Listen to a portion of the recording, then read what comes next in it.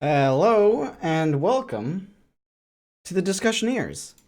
The Discussioneers? What's that, Bryce? That's our brand new tabletop-related podcast featuring whoever happens to be around, which tonight happens to be myself, BBQuasar, Nate, and the Kurry Man, all joining me tonight to discuss a few D&D topics.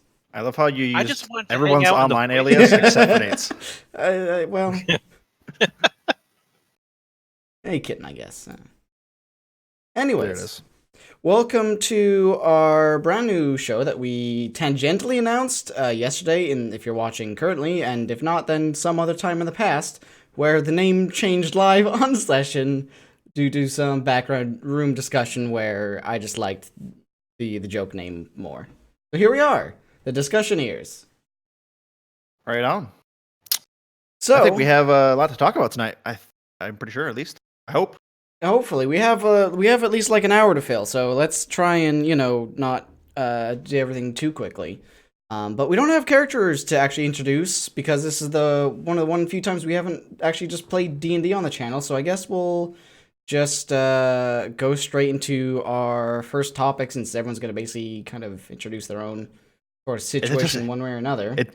It does remind me, actually, that you say that. Like, while we were waiting for the intro to stuff, Kurry made a comment, and I thought about it too. But starting the stream without opening up Roll20, like, we were super... like, Kurry was almost doing it. I had it in the back of my mind.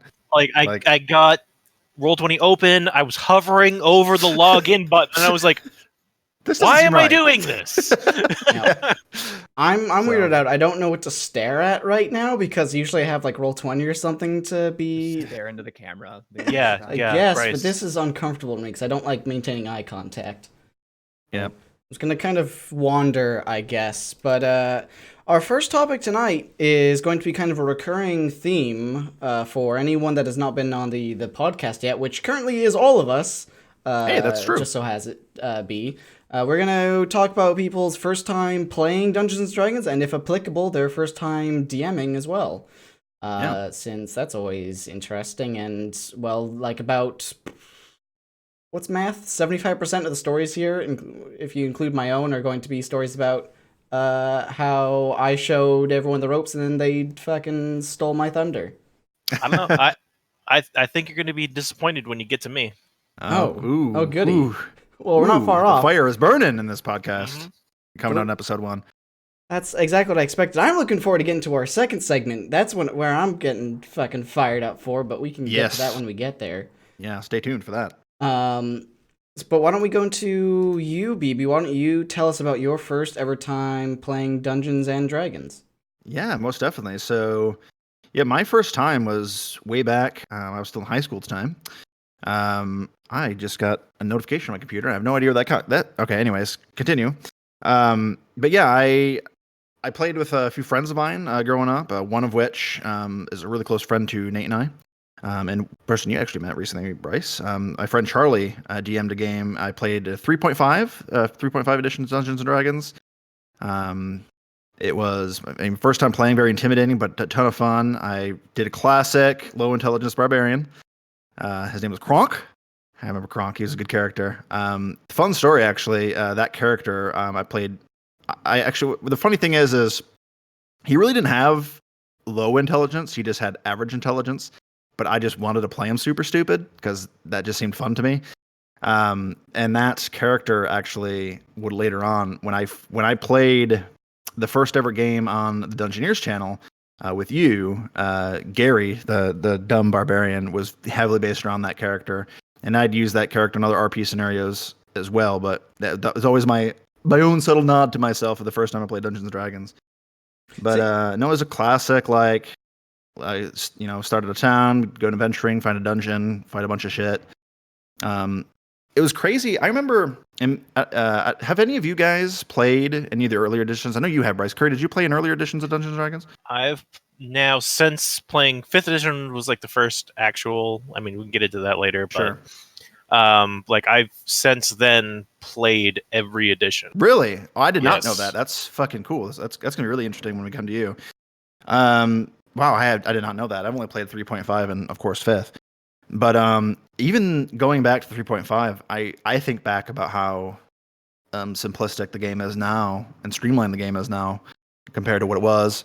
There was one scenario. I don't know why this particular scene resonates with me, but during the first game that I played, the scene was like a tentacle, like not quite a kraken monster, but a similar like giant squid like monster coming out of the pool. Classic like Lord of the Rings, Fellowship of the Ring shit. And my character was out of range at the time for his first turn, so I threw a javelin, a classic barbarian range move.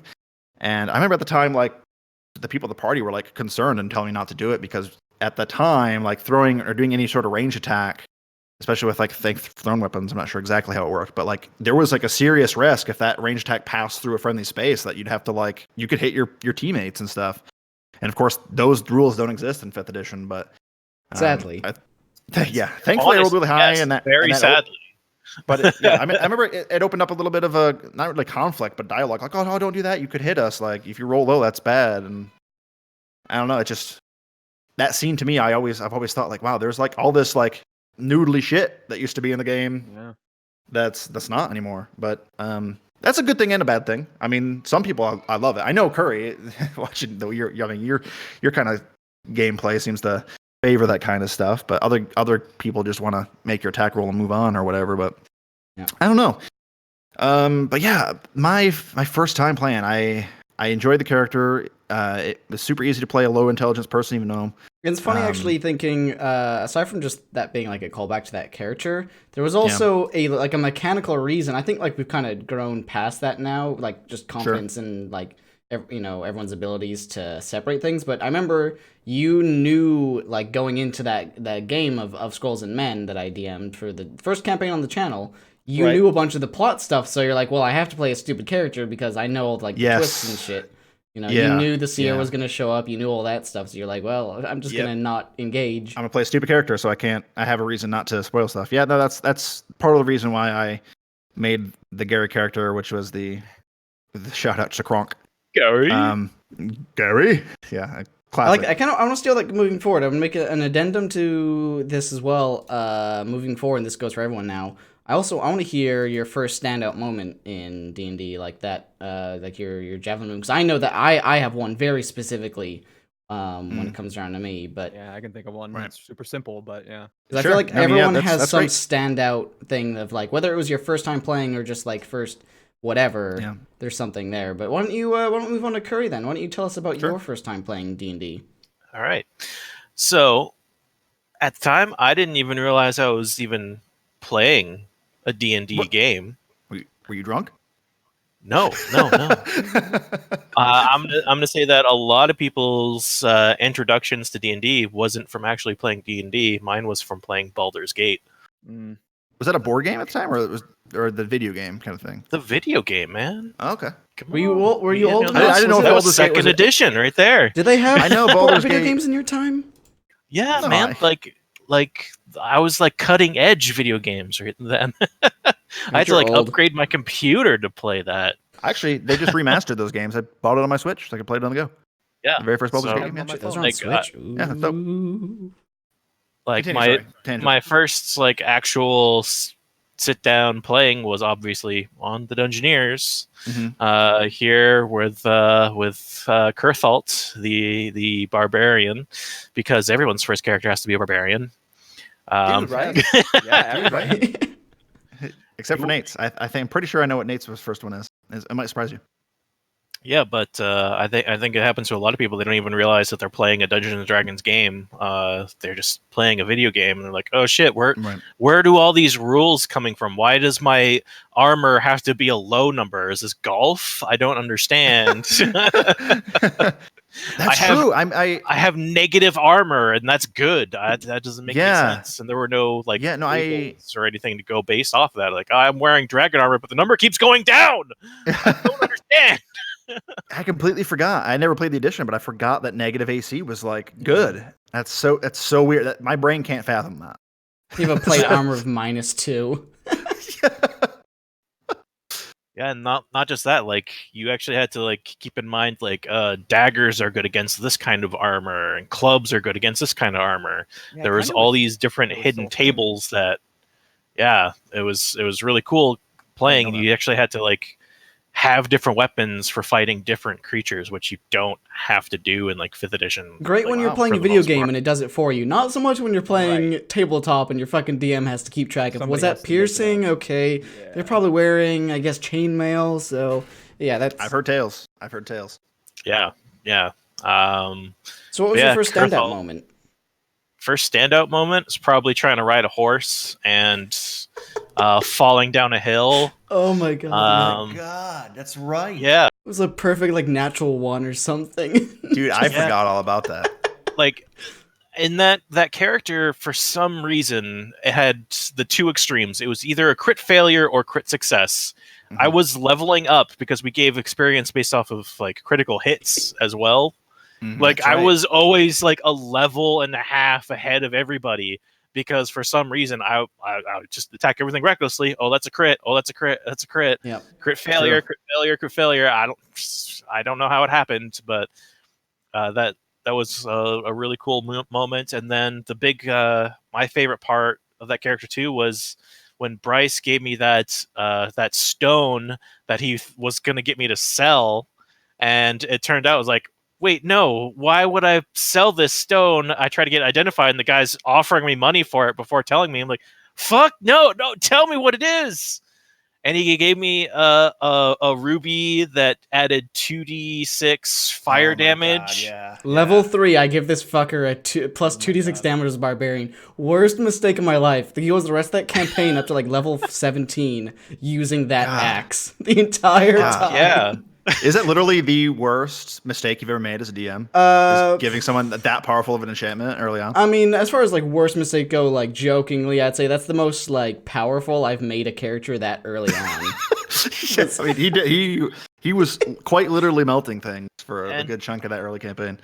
And the fact that it was just like the luckiest character I had with so many crits too was just compounding to that. Just think of it like this way: at the end of that campaign, towards the end in that snow cave, Crichton got one or two of those like short. He got Frostbrand and Flame Tongue. At like level 14, he was getting like a plus 2d6 weapon. So, jeez, that's crazy. Yeah, that's crazy. Anyways. Yeah, it was like level 3 or 4. Yeah, it was level 3. It was something. It was stupid. Anyways, so going back for my first time playing Dungeons & Dragons, it was back. I didn't obviously start in. I'm a young little boy, so my first edition was 3.5. I was maybe. I had to be like super young. I want to say like around 12 or something, like little kiddie sort of age. Wow. DM'd by my older brother David. It was the black box set for 3.5. You can go back and it's a beautiful set. We still have most of it lying around somewhere. It has all these double-sided tiles, miniatures and everything, and cool. Like a book for all setting up the dungeon. At the heart was like a black dragon. Never got to any of that. I maybe did 3 encounters. My first character being, if you can guess it, a wizard. Even really? At that age, yep. I set down on my path of only ever playing wizards because I just like spellcasters. And it was I did not know that. That campaign, I would say campaign. We played once. My brother DM'd it the one time and then was like, I don't want to fucking play with my little shit brother because that's what you do. You don't. If you're an older brother, you avoid your little brother to go, do whatever, right? Mm-hmm. So we played once, and then it wasn't till years later that I ever actually played again. But my most memorable standout moment was from that one game, because I'd never played anything that before. And this, starts out. The adventure starts like there's 3 kobolds, and you face them. You go into the next room. It's this laboratory, and there's a mirror, this smoky mirror that when you go up to it. It has a figure standing in it, like a ghost. Basically, it's been haunted, and you ask it 3 questions, then it fucks off and it does whatever. Classic mirror puzzle in D&D. I learned after the fact. I'm pretty sure, if I remember correctly, my brother ad-libbed that. He just kind of threw it in there because I was poking around, and for whatever reason, that stuck out to me as the coolest thing of I wasn't just casting magic missile at something. I wasn't just rolling dice searching. I was just talking to an NPC, another character, and getting information. Yeah. It was the first time ever, actually role-playing, probably almost ever, I would say. Wow. Oh. I mean that started out pretty early. How'd that encounter go? Did you? I was pretty young. I think I asked Your I asked some brain like figured pretty out. basic ass questions because I think I looted the room and there was like a bunch of like old vials and I was like, oh, what was in these? And it was like potions or completely like useless information. Wow, you wasted you used your first RP moment to waste your fucking 3 questions on loot. Okay. Yes, because I asked about it. on loot. Oh, Wow. fucking yeah. Yep. I wonder if this scene was what led up his habits in current video game. I don't think it's that made my habits. I think I just am ingrained. I was born like this to like wizards and a loot. goblin. Yeah, he was born a goblin, correct? He is a goblin. Yep. Yeah. But what about you, makes Nate? sense. I'm curious about your first time. My first time playing was actually a game that Matt was DMing for some of his peeps out when he was in California. That's correct. Yep. And he just kind of, I had known that he played with our friends back in high school, and for whatever reason, I mean, it's not like I'm no fan of RPGs and video games and fantasy and everything like that, but for whatever reason, I just always D&D, no, that sounds stupid. That's not, like, it just didn't sound like it would interest me at all. Especially like, it even goes back to like, I think Matt and I were talking about this, and we kind of realized where our like storytelling and that kind of like brain started was way back also in high school when we would stay up for like 12 hours straight and just play Minecraft, and we would make adventure maps, and we made a couple adventure maps with like full stories and went and hand built all this shit, and it was pretty cool. I mean, It was pretty cool. It was a lot of fucking not to work. toot Though. our horn, but pretty good Yeah, stories too. it's I pretty mean, cool. Yeah, we could adapt that into a campaign for sure. I still think we should have finished the Goodwin Twins project, but Absolutely, yeah, lost forever in time. But yeah, one day he just hit me up and he's like, "Hey, I know, like, you know about D&D," and it was well into the Dungeoneers. I don't know what like campaign you guys were running at the time, but I think I was still doing Call to Domar at the time. I think you're right. Yeah, because it definitely was. And so I had watched, this is my side project. I had watched you guys playing. I had watched Critical Role. I was a huge fan of Critical Role at the time. I was catching up on all of their 200 episodes of the first campaign that they did. Yep. So I was like deep into it, and I just couldn't really find time to play with work. But something changed, and I don't remember what. And I was like, you know what? I'm gonna make it happen. And so we were playing an off-stream game. My first character was a blue dragonborn sorcerer named Also a magic user. Yeah. Kurry, I think you know I are attacked. We went easy and these guys went fucking casters. What does that say about us? First character is a barbarian, right? Yeah. I still have yet to play just a nice martial. That's actually a good point. You've never played a martial class. I have not played a martial class. Why would you? Yeah, right? There's nothing wrong with martial classes. I do really want to, and maybe one of my future characters might be a martial class. We'll see. Nate, and we'll was Fate and Destiny the first campaign you came in? Because I'm trying to think. Yeah. Yes. Fate and Destiny was the first campaign on the Dungeoneers, and my 6th or 7th session that I had ever played. I kind of got dropped into the other campaign. I think it was called the Dark One Rising or something. Dark One Rising, yeah. Yeah. I kind of got dropped into that. They had already been playing, the party that was playing already. Yep. Had been we lost a player at the time, so I was like, hey, jump on board. And so I was just like, well, what does the party need? Make it a well-rounded party at the time. And which you didn't. You do ignore. I'm like, oh, they lost a rogue. Okay, I want to be a caster. Like, all right, well, so. Yep. And as far as like an outstanding moment, I can think of 2. Share both. The first one was super simple. Kind of just shows the like creativity of how you can attempt to do anything in the game, and maybe it works. We were being chased by a shitload of skeletons. I think it was like 10 plus. And yes, I recall the scene. Yep. And we ended up bailing out of the room that we were in, slammed the door behind us, and the whole party takes off running down the hallway. And I'm like, well, they're just gonna bash through this door, or they're just gonna open up this door. And so I don't remember what spell it was, but I used an ice spell. And I was like, well, can I try to like ice over the creases of the door or the locking mechanism or whatever it is to try to block the door? And Matt's like, well, shit, yeah, give it a shot. And it ended up working, and we were off down the hall, and we could hear skeletons banging on the door and shit. And I was like, yeah, that's cool. That's like I actually did something in the game to like out of the box to affect what was going on. So that was cool. It's my favorite thing. Yeah, and then like a more prevalent moment. I remember we were underground in a rat city. Basically the Skaven, by the way. It was basically the Skaven.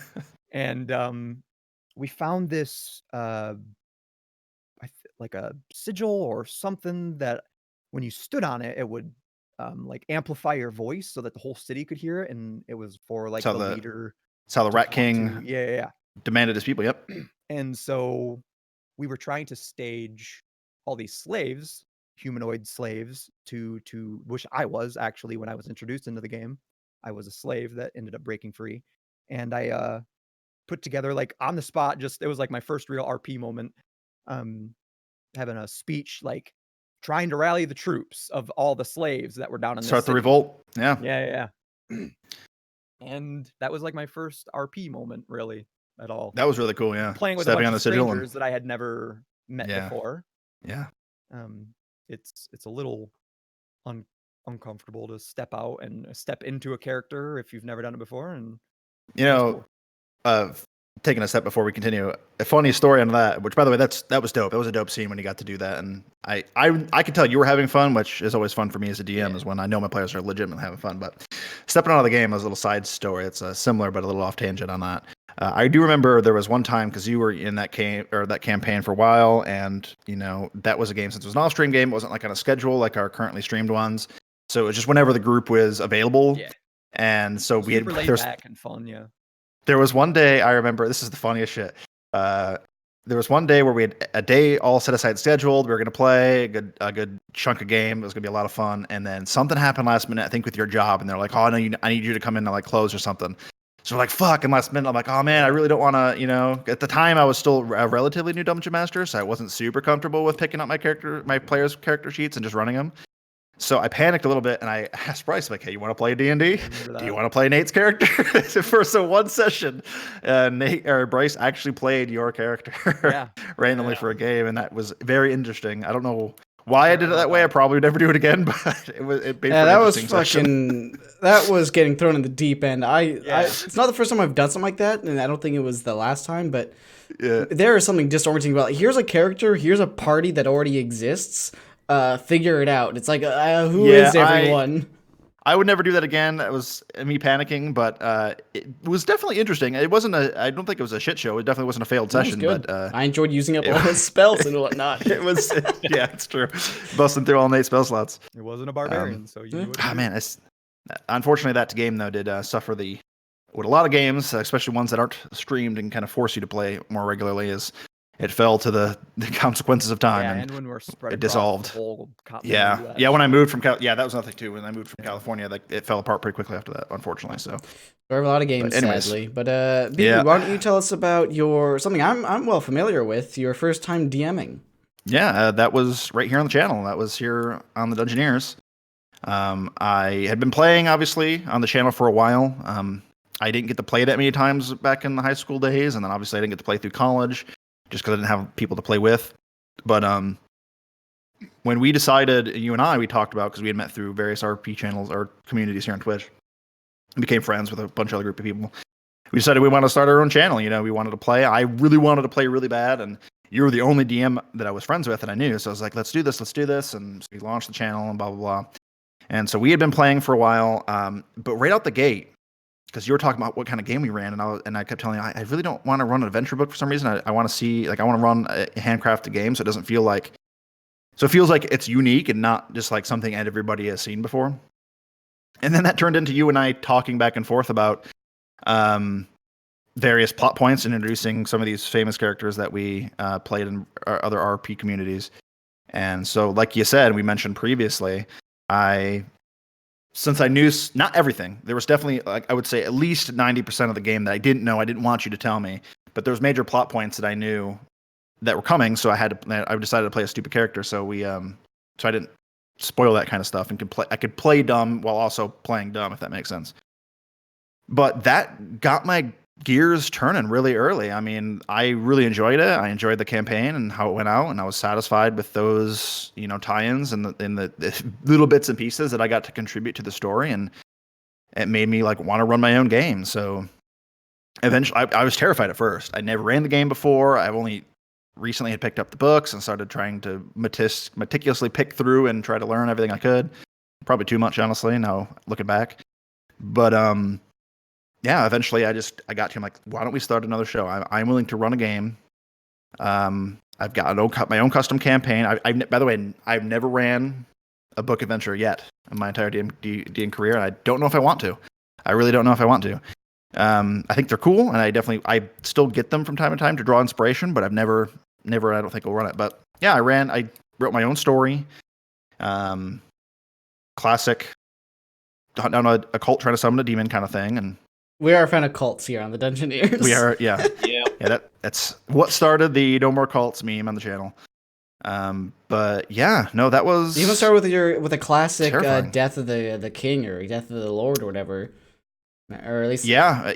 We had a classic like I don't remember the town's name. I think it started with the G. I don't remember. It's been literal years. It's been forever. But yeah, it was. I didn't want to start us in tavern, so I started you guys into like there was a big festival going on, and yeah, some guy got assassinated, and that's what kicked everything off. And man, that was a lot of fun. We had classic dungeon dives, we had some traveling, and you guys got to face off the big bad. And I think I was terrified every time I'd run the game. I still am a little bit nervous every time I run, but not nearly as bad as then. Like I was so terrified because it was in a live setting. Now. Yeah. That's exactly like, true. Oh my god, I'm not prepared. But I think what was so cool is when I went in, and this is kind of similar to what we did with our first time playing, or my cool moments, or my memorable moment is when I was preparing to DM this first game. Like I said, I was going through the rule book. I was trying to learn everything, trying to get as much educated with the rules. I wanted to stay true to the rules as much as possible. And I still do that. It's a force of habit, unfortunately, which is good and bad. But anyways, I was so worried about running the game to the T that I didn't realize until moments started happening, and moments of improv and moments of me writing the story of how much you can bend those rules sometimes and come up with some really cool shit, and then that's okay, right? Like we had, I think the coolest moment. There was two really cool moments in the thing that stand out to me. One was when I decided like 2 episodes before it happened that I was going to tie in one of the characters to be the father of the demon being summoned. So that was a huge reveal that I had a ton of fun with. And then the other one was the moment where you, Bryce, and FaZe are your brothers in the game, and you had this whole like you're a revenant, and and there was this whole scene that was mostly on FaZer's end because I didn't expect it to happen at all. And there's this whole RP where he got over you, you coped with your death and freed you, and like there was a character death that was not by any means of anything. I in the moment didn't understand where the conversation was going. We were just talking, and it was just conversation. I thought it was going an entirely different way, and then he was like, "Yeah, I set you free," and I'm like, "What? No, DM, wait!" And I release you. Yeah, I release you. That shit was crazy to me because. No, we established that in the character backstories that if you're coping with the death and what's tying your revenant character to the world is his grief for you, and if he ever releases that grief, that would end your revenant form, and that was just what we came up with. So then when he did that, and then, by the way, if you ask him, I wish we had him on the show now. If you ask him about it, this was all improv on the spot. So but when it happened, I was like, oh fuck! We'd already established this. You're dead. Like it was. Yeah. Here's the thing. It was crazy. I don't know if maybe you talked to him. Time to make a furball. Yeah, I don't know if you talked to him beforehand, but I think that he didn't know at the time. He didn't know that he had the power to release my character. Actually, that's right. He didn't know. He didn't know. That was you and me. That was your discussion. That's what he had to do. So he did not know. In fact, he was apologizing to me so much. He was like, "I'm so sorry. I didn't know you would kill your character." Yeah. So yeah. After the show, we're like, dude, it's okay. Like, no, I killed my brother again. Oh god. This Unearthed You get to Arcana come just came out a back little as late for another you. revenant. Yeah. Yeah. Oh, Yeah. my heart still breaks about that. Oh, It was so good. But it was the fact that this first campaign had really cool moments like that, and that allowed me to realize that yes, I can be super rules meticulous, and I probably always will be, but we can still bend those rules and do crazy shit. At the end of the day, it's a storytelling. We're just telling a story as a group of people, and just memories, man. It's really fucking cool. So, but I think I've talked way longer than I should have. So let's get down to this is not going to be a 1 hour podcast. I'm sorry. Well, continue. Well, real quick to go back on something. Like I know you were really big on making all your own adventures. But I like going back to my first one. It was Cult of the Dragon. Horde of the Dragon Queen. Or the Dragon Queen. Yep. Yeah. And I gotta say, like, I personally didn't mind the fact that we were running a module. I felt like it actually really made chat interaction it happened a lot more because everybody's like, oh man, yeah, I remember doing this. I will say that was something interesting to see, was people come in chat like, oh, what party you guys at? And they're like, oh shit, yeah, we went through this, and like, or you know, that is true. Or like, we haven't seen this yet. For like the stream setup, that was probably like my favorite part because oh man, nobody was like spoiling anything, which was great. And we'd get through a part and like the show would end and I'd be talking to people in our chat for like 40 minutes. Yeah, I forgot about that. Just talking about what they did. I thought like running that, like the module is actually really good for Twitch and streaming. I think it's fascinating. That's a good point. I've never really thought about. Yeah, that's really cool. That's a good point. I mean, definitely, I'll talk about more when it comes to like my point. But like, obviously, I think I'm the only person on the Dungeoneers that has ran a module. Yeah, that's true. And I think you've told me you've run more modules than you have your own custom shit, right? But why don't we, Kurry, you're an interesting one because you've only ever really DM'd one campaign, really. Like we had a sobering tale, but it's all been connected, and it's been like years. Yep. It's the one show. But was that I did your first one time? episode. It was my first time. Was basically the first episode I did as a pilot, not streamed. Oh, that's right. I think I invited a couple people, even Not Offensive Bill, who's in the chat right now. I asked him to come along. I don't know if he actually made it or not. I think I had to replace somebody. I don't think he actually made it, but we actually did this off stream first to give it a go because I'd never DM'd before. I wish I didn't know that, but yeah, it was I think a really good idea because it helped me smooth out a lot of the edges, like the combat maps, add a couple things. Murdy had to replace you. Yep. That got Murdy into D&D for the first time. I'm sure we'll get him on the show probably. I hope so. Soon. Yeah, I want to cycle out as many people as we can as the podcast goes. But yeah. But yeah, like my campaign basically has like a different philosophy than a lot of stuff that I feel like Bryce and BB do. Like I prefer like my campaign to be not the same story every single week. So like the first part, chapter, the prologue was like 30-40 episodes setting up the fact that this island here is going to be basically the Guild Dungeoneers as it's supposed to be, an actual guild of people going out and doing missions.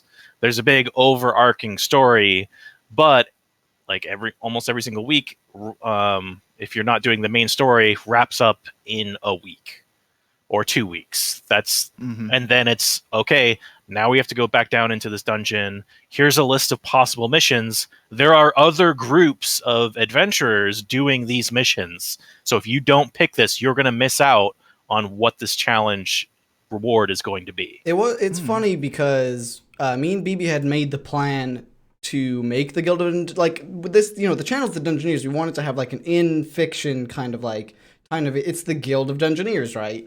And that was going to be the baseline to like have all these campaigns connect, and why a lot of them were prequels and sequels and pre-sequels and all sorts of whatever nonsense. But as we got further and further, like, you know, away from Faerun, the idea kind of became harder to like rationalized just because we wanted to try other things, and it was already kind of established in Faerun. And you actually like kept with and reasonably shifted it into your own like universe and like made it your own, despite being the last person to start DMing for the channel, which is I think funny. You is were interesting. the one that actually was able to flesh it out.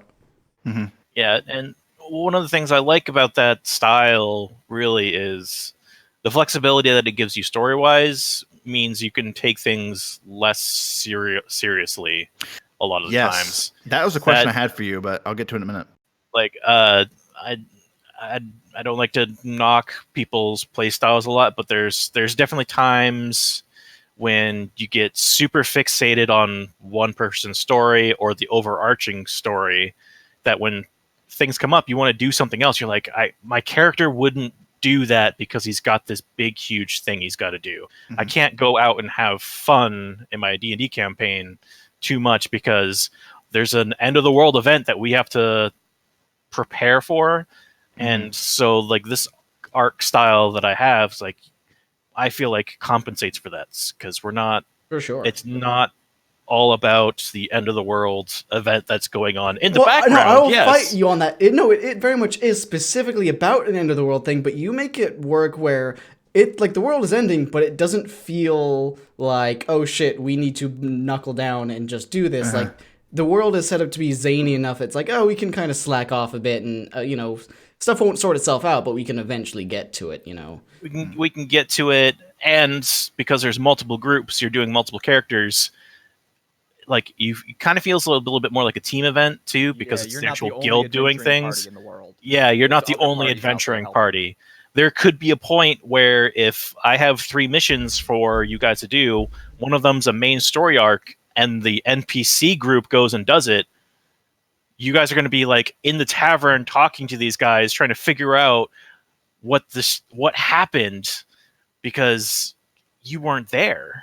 And it's nice being able to swap. Like we had the A team and B team. I noticed it really makes you not get tired of a class or a character because you're kind of changing play styles a bit. Like I know for long-term campaigns, you can get a little burnt out on doing the same thing time in and time out. Depending on kind of. I mean, you just shoot 1,000 guns. Yeah, when all you do is make 4 attacks in a round, then eventually you start wishing you had some more spell casting. But honestly, that's what I love about D&D is the fact that like. Even just on our own channel, we have 3 fairly different play styles, and in the same game, and they're vastly different, and all are functional, and some are better for some reasons, and obviously every game and thing has its faults, but they have so many different ways to play. Yeah, they have their own things they shine in. But I'm curious, what's your standout moment DMing, Kurry? In all the 60 years that it feels like we've been playing. I would say like the big one. You guys were coming up. Well, I took something that a character that BB was doing. Oh my god! Yeah, and he couldn't play anymore. His work schedule. Work schedule fucked me. But I planned for him to be a big part in this. Like he was worshiping Shar as like a goddess of death. Yeah, goddess. One of the 2. Yeah, right. And I wrote a big, huge story arc based off of this god, and that got completely changed, like pretty much because he couldn't show up. I felt bad, and it turned into this shard of Shar making another god because the power of a god is infinite in a way. So if you just get a fraction of a god, manipulate it for yourself, you can then become a god yourself. And I was going to do a play with that, but T as a character at the moment where I was going to have like a really cool event happen, did something completely unexpected. Like a total, like I thought she was gonna do like some kind of check to at least do like an Arcana check on this thing, see if she could control it. She didn't do any of that. She immediately tried to break this shard of a god, which I had already set up as the way to release the power, and she Whoops. Really good choice. Everything has worked out great since then. Everything, yeah. So like I had to take her story, and her story was so sad and so depressing. And it only got sadder. I had to go with that story for that segment, and it became like the new overarching story arc. It completely changed how the campaign was going to go. Wow. Yeah, like that right there. I mean, I feel like that's more of a T moment, but it was just like the proudest moment of a DM for me was somebody doing something in my campaign where unexpected. I think like I had to take out the book of notes and throw it in the garbage. Well, that's unfortunate, but it's a good point why you bring it up, like being a DM and having your players be so invested and be able to change things, even if you're throwing out notes. Like that's very cool because then you kind of get tested, and it's your own way to play. Like you're running your own script, we'll call it, out of theory, with your story and whatnot. And then when they just go and change everything, like you get challenged again, or you get to rewrite, and like how does this affect it? Like, oh, this is exciting because of what they did. How does it change? Like that on its own is a lot of fun. I definitely think, like, standing out most for a DM, I feel like are almost universally going to be something a player did, because I feel like that's kind of the job of the DM. And how you reacted, is how... But you set the scene, right? It wouldn't have happened if it wasn't for your game. So. Exactly. Yeah. So now we're dealing with God Solaris instead of the Mind Flayer adventure that I had planned. So I was gonna... like it's coming up if we can get back to having the Tuesday show again. Like I've taken the notes out of the garbage and I'm going to use parts of it, but it's very sad that one of the players in the group has this terrible fear of the sea and the ocean and going deep underwater, and that was going to be a huge part of it, and I haven't been able to get to that yet. Bummer. Yeah. But crazy. It's really great as well that I play, not that it's me, of course, but that I play one of the characters as someone that can't swim because they have limbs made of metal. And the other one's a bird person now. Oh, yeah. I did have a quick question for you, Kurry, before we move on to Nate here. Yeah. Because as Bryce said, and we've all kind of talked about, it's like all four of us are equally, so definitely some of us have similarities, but we run different games based on our own preferences, and I think that's great. I think that shows how flexible the game D&D can be, being able to play it more than one way. But my curious is, especially since your first time is been on the Dungeoneers, and you're basically, like Bryce said, run only one game, or one campaign, even though it's not finished yet, and the fact that you have gone, like, most of your D&D experience has been on the channel. I mean, it's literally, there's video of it. And my question to you is when you decided to take on the role of DM, what made you decide, like, when you're going to run your own game, like, rather than being similar in styles to people you're friend with, like Bryce and whatnot, but you're going to run the most chaotic shit I think I've ever seen. Like you just, I want to add on, your shit goes off the rails, but it's still technically on the rails, and just crazy shit happens.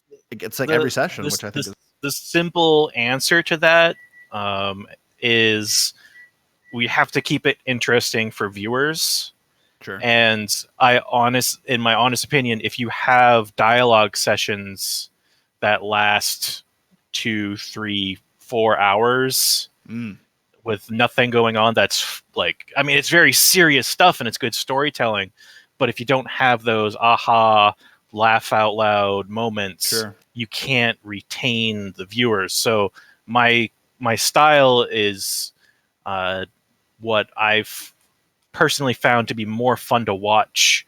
You go into like an Acquisitions Incorporated episode, it's fucking very different. That's true. They run. I have no shame. I'll say I think Kurry runs the most like streamified, like without a doubt, Twitch campaign. Yeah, without a doubt. Yeah. Without a doubt. I mean, you and I run, like, we're trying to get intense stories and world development and stuff, and I think there's definitely a value in that, but it's a different viewing experience. I feel like we run standard kind of like D&D games in that sense. Yeah, that's fair. But no, okay, that's interesting. I was just curious on because like I said, you've always ran.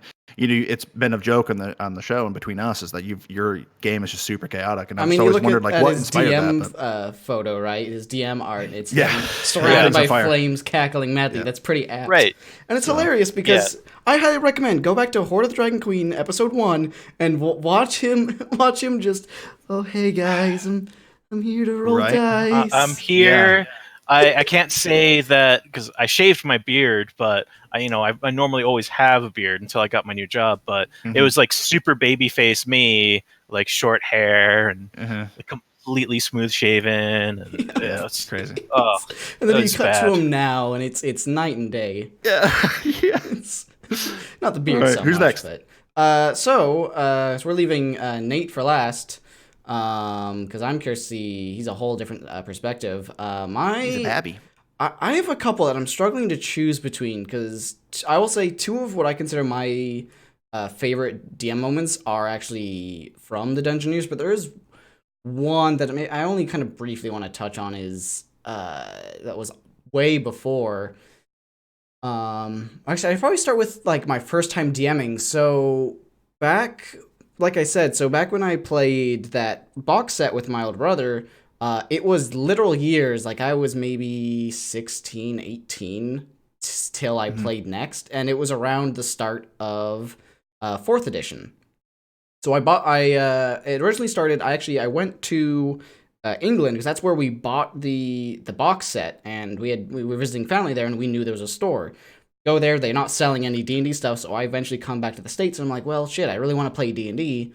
So I go online with no books or anything, I'm just randomly searching, and I find little tiny pieces of 3.5, and I made the most jury-rigged ass, like, homebrew version of 3.5 possible, using all So your first time DMing is not even real Dungeons & Dragons. Exactly, it was, I mean, it was, like, if you were to try and, like, look back at it now, which there's no real, like, evidence of it now, sadly, it would be like a hollow like framework of what 3.5 is. Like that's funny. I would say it's actually it was closer to what 5th edition ended up being of just because how simplified it was, just because I didn't have all the rules available. And I will say I've done a lot of growing as a DM in those few years because it was. I really enjoyed the game, but I did some classic mistakes. Like I played a DM PC because I simultaneously wanted to run a game because no one else would, but also I wanted to play. So I ran a Warforged barbarian that was a companion of the party that, had low intelligence. They weren't doing their own thing, but, it was a kind of game sandbox that was still full of like early kind of basic DM. I feel harsh to say mistakes, but mistakes basically that were in there. Interesting. And then I touched into 4th edition and no, no, thank you. It wasn't until 5th edition that I actually really started doing it frequently, and did indeed. I've done, I would say, easily more module adventures than anything else. Especially Horde of the Dragon Queen. I think I've ran 3 or 4 different times, not in its entirety, but at least like halfway through before like a group would disband. And I'll say was probably why I ended up I wasn't too displeased with it when we eventually played it on the channel versus like Tyranny of Dragons I had my own issues with, but it was because I ran it 3 or 4 times. I was comfortable enough to modify things and kind of like ad-lib, which is what I like about, we've talked about this, like creating your own world. You have that familiarity and that comfort to like make up shit on the fly without worrying it's going to break the game. That's why I'm excited to move on to the next campaign, is because I want to take a more, not necessarily, I'm not going to, try to say I'm copying Kurry and make more chaotic, but I want to be able to feel like I have permission to change shit and break the lore because it's my world. Exactly. Even though I can do that technically I've always felt like this pressure, like, don't do it. I know for sure, because it's kind of double-sided. That's not Forgotten Realms, fucker, don't do it. That's a double-sided thing of it. Like, for modules, for me, it was an idea of, well, if I ad-lib something, what if this is, like, it breaks a key plot point of, like, feature down the game? And then alternatively as well, like, if you change something like, you change something about Baldur's Gate, you could always have someone come in, like, with it being streamed, like, oh, that's not how Baldur's Gate is. Don't you know Forgotten Realms? Yeah. Or this isn't what this elf town's like. Which... It all comes down to experience and getting comfortable with, like, just making shit up. Right. It's our version of Forgotten Realms. Right. But Get out of here. Leave. Which should have been the reaction. I was always terrified of that. But moving on to like standout moments, I'll say I've noticed. I think all my standout moments generally surround death, which maybe says something about my DM style. But because my first ever, I would say, was a death. My first ever player death was in Horde of the Dragon Queen, not on the Dungeoneers, but in the same fight that Crichton went down. In that first fight, you go into the cave with the Dragon Cult, and you fight a half-dragon champion. They got the half-dragon champion down to like 3 health, chased him up a trap, and they're going up the stairwell. They already knew of the traps, they're avoiding it, and as he's going up, the champion turns, knows he's going to die, and goes, well, I'm taking with me, sets off the trap, and kills himself and the player underneath a pile of rubble. Wow, shit. Okay, and it changed the game, because all the players were like, oh shit, like, one of them was like best friends, like their backstory was, they were like best friends with this character, and that was like a big standout moment. And then the one after that, surrounding death again, was the quote-unquote death of Tristram at the end of Tyranny of Dragons. Was one of my proudest moments of, I didn't even really to do much, just the kind of sad encounter between, you know, the party saying bye for really not forever, but what felt like, you know, them actually passing after being successful in their quest and kind of saying their goodbyes. Made the victory bittersweet, yeah. Yeah. And then I want to say, because this ties into current content that we're making, my most recent proudest moment, I think, was in A Guild's Tale, not too long ago, pretty early in the campaign, when you guys were faced with a difficult situation, kind of tying into one of the key themes that, you know, we've been exploring with the new campaign, was, you know, like prejudice. And when you were faced with what seemed on paper an easy choice for your characters to, when faced by the Hobgoblin Warlord, to give out like 9 people for the lives of like 20-something, you know, it, you know, seemed like an easy choice, you know, this prejudice versus the elves that they were, and then this moral quandary where you knew some of these people, these NPCs, and that kind of like, you can see the moment, and I've gone back to it. You can see the moment that Nate and Brian especially realize as they start bringing, you know, some of the Delcy and everyone forward. And I love those little moments of when players, without even really realizing, just take things as not just as fiction, right? Like they're in the moment. Like with what was it? I had that in BB's game with Tristram and his supposed death, which I don't believe fucking happened. I don't believe he's fucking dead. And leaving him behind. He's a dragon. He's not dead from a fireball. Yeah.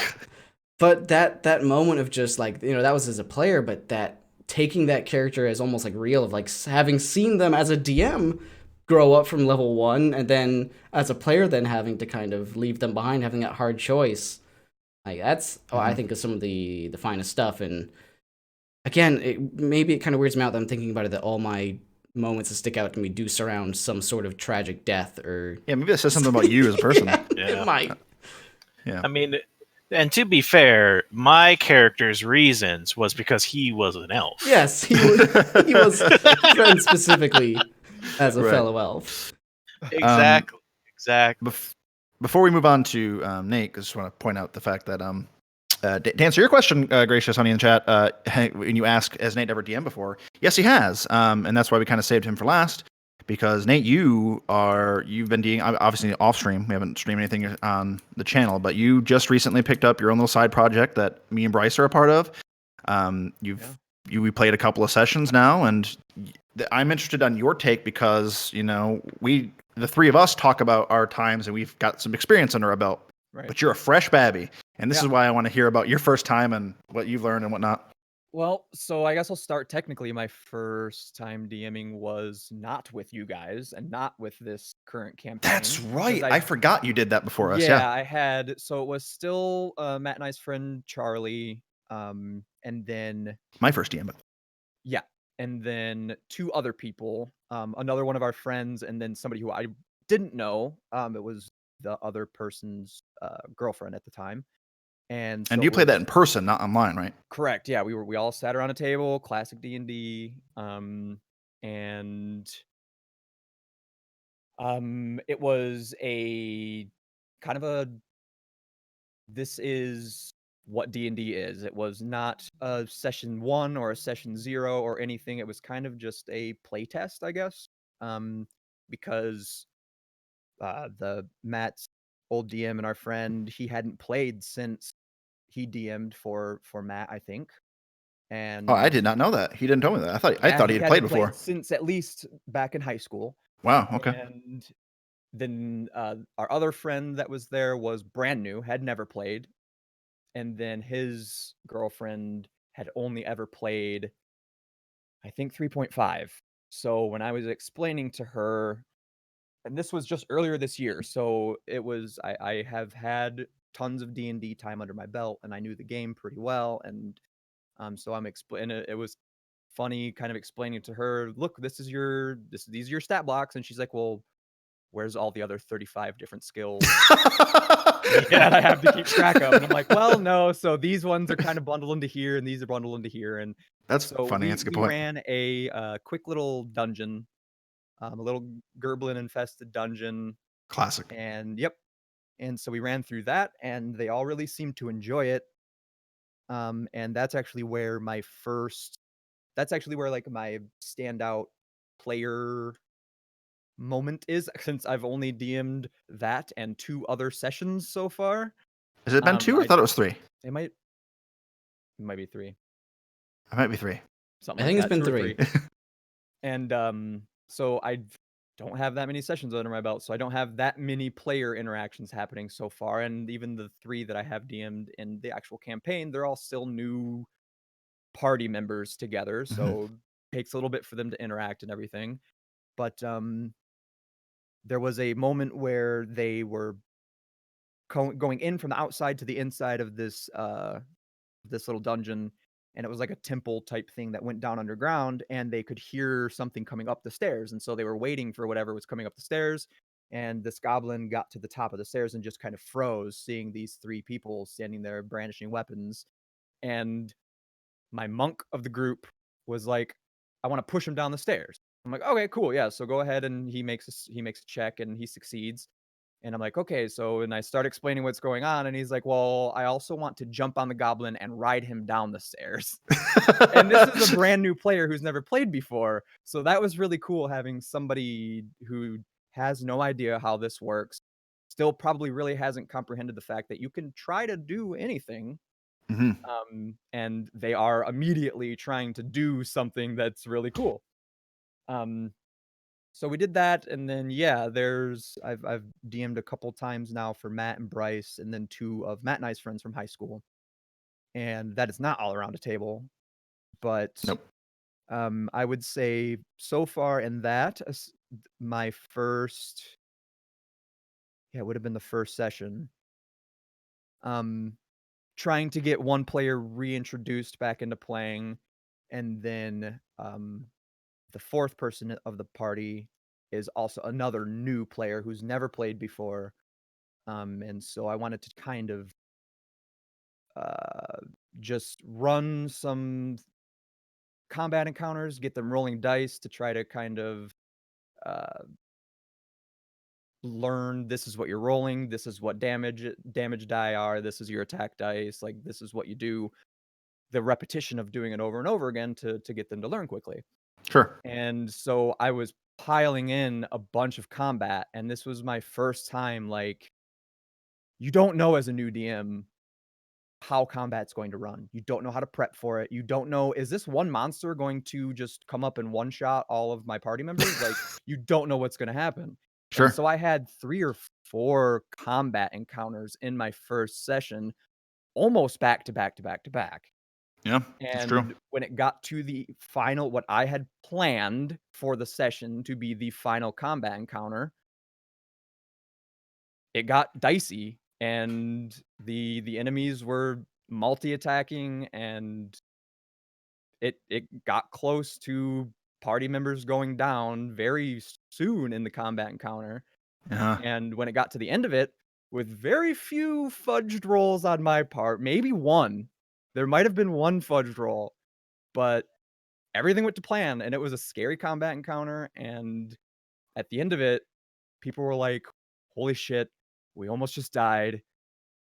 Like it was nice for me as a DM, and pretty much my first real time DMing, to be like, okay, I planned it to be this way, and it went as well as it could have, as close to what I was hoping to achieve.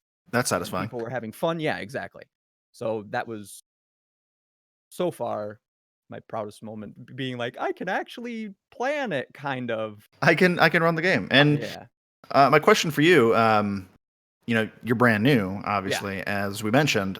You know, clearly you've had one session that went well, but how are you coping now? Have you had moments where things have been completely unexpected, like some of the stories that some of us have taught? Like, how have you been able to handle the fact when a player, if there's been a moment yet, because I know there's only been a few sessions, where they did something completely off the books and kind of maybe changed the way the story has gone, or if anything, like, has anything happened like that you've had to like improvise and do something on the fly? Or there hasn't necessarily been anything where the players have changed what's going on, but there definitely has been one or two times where I've laid out a plot point.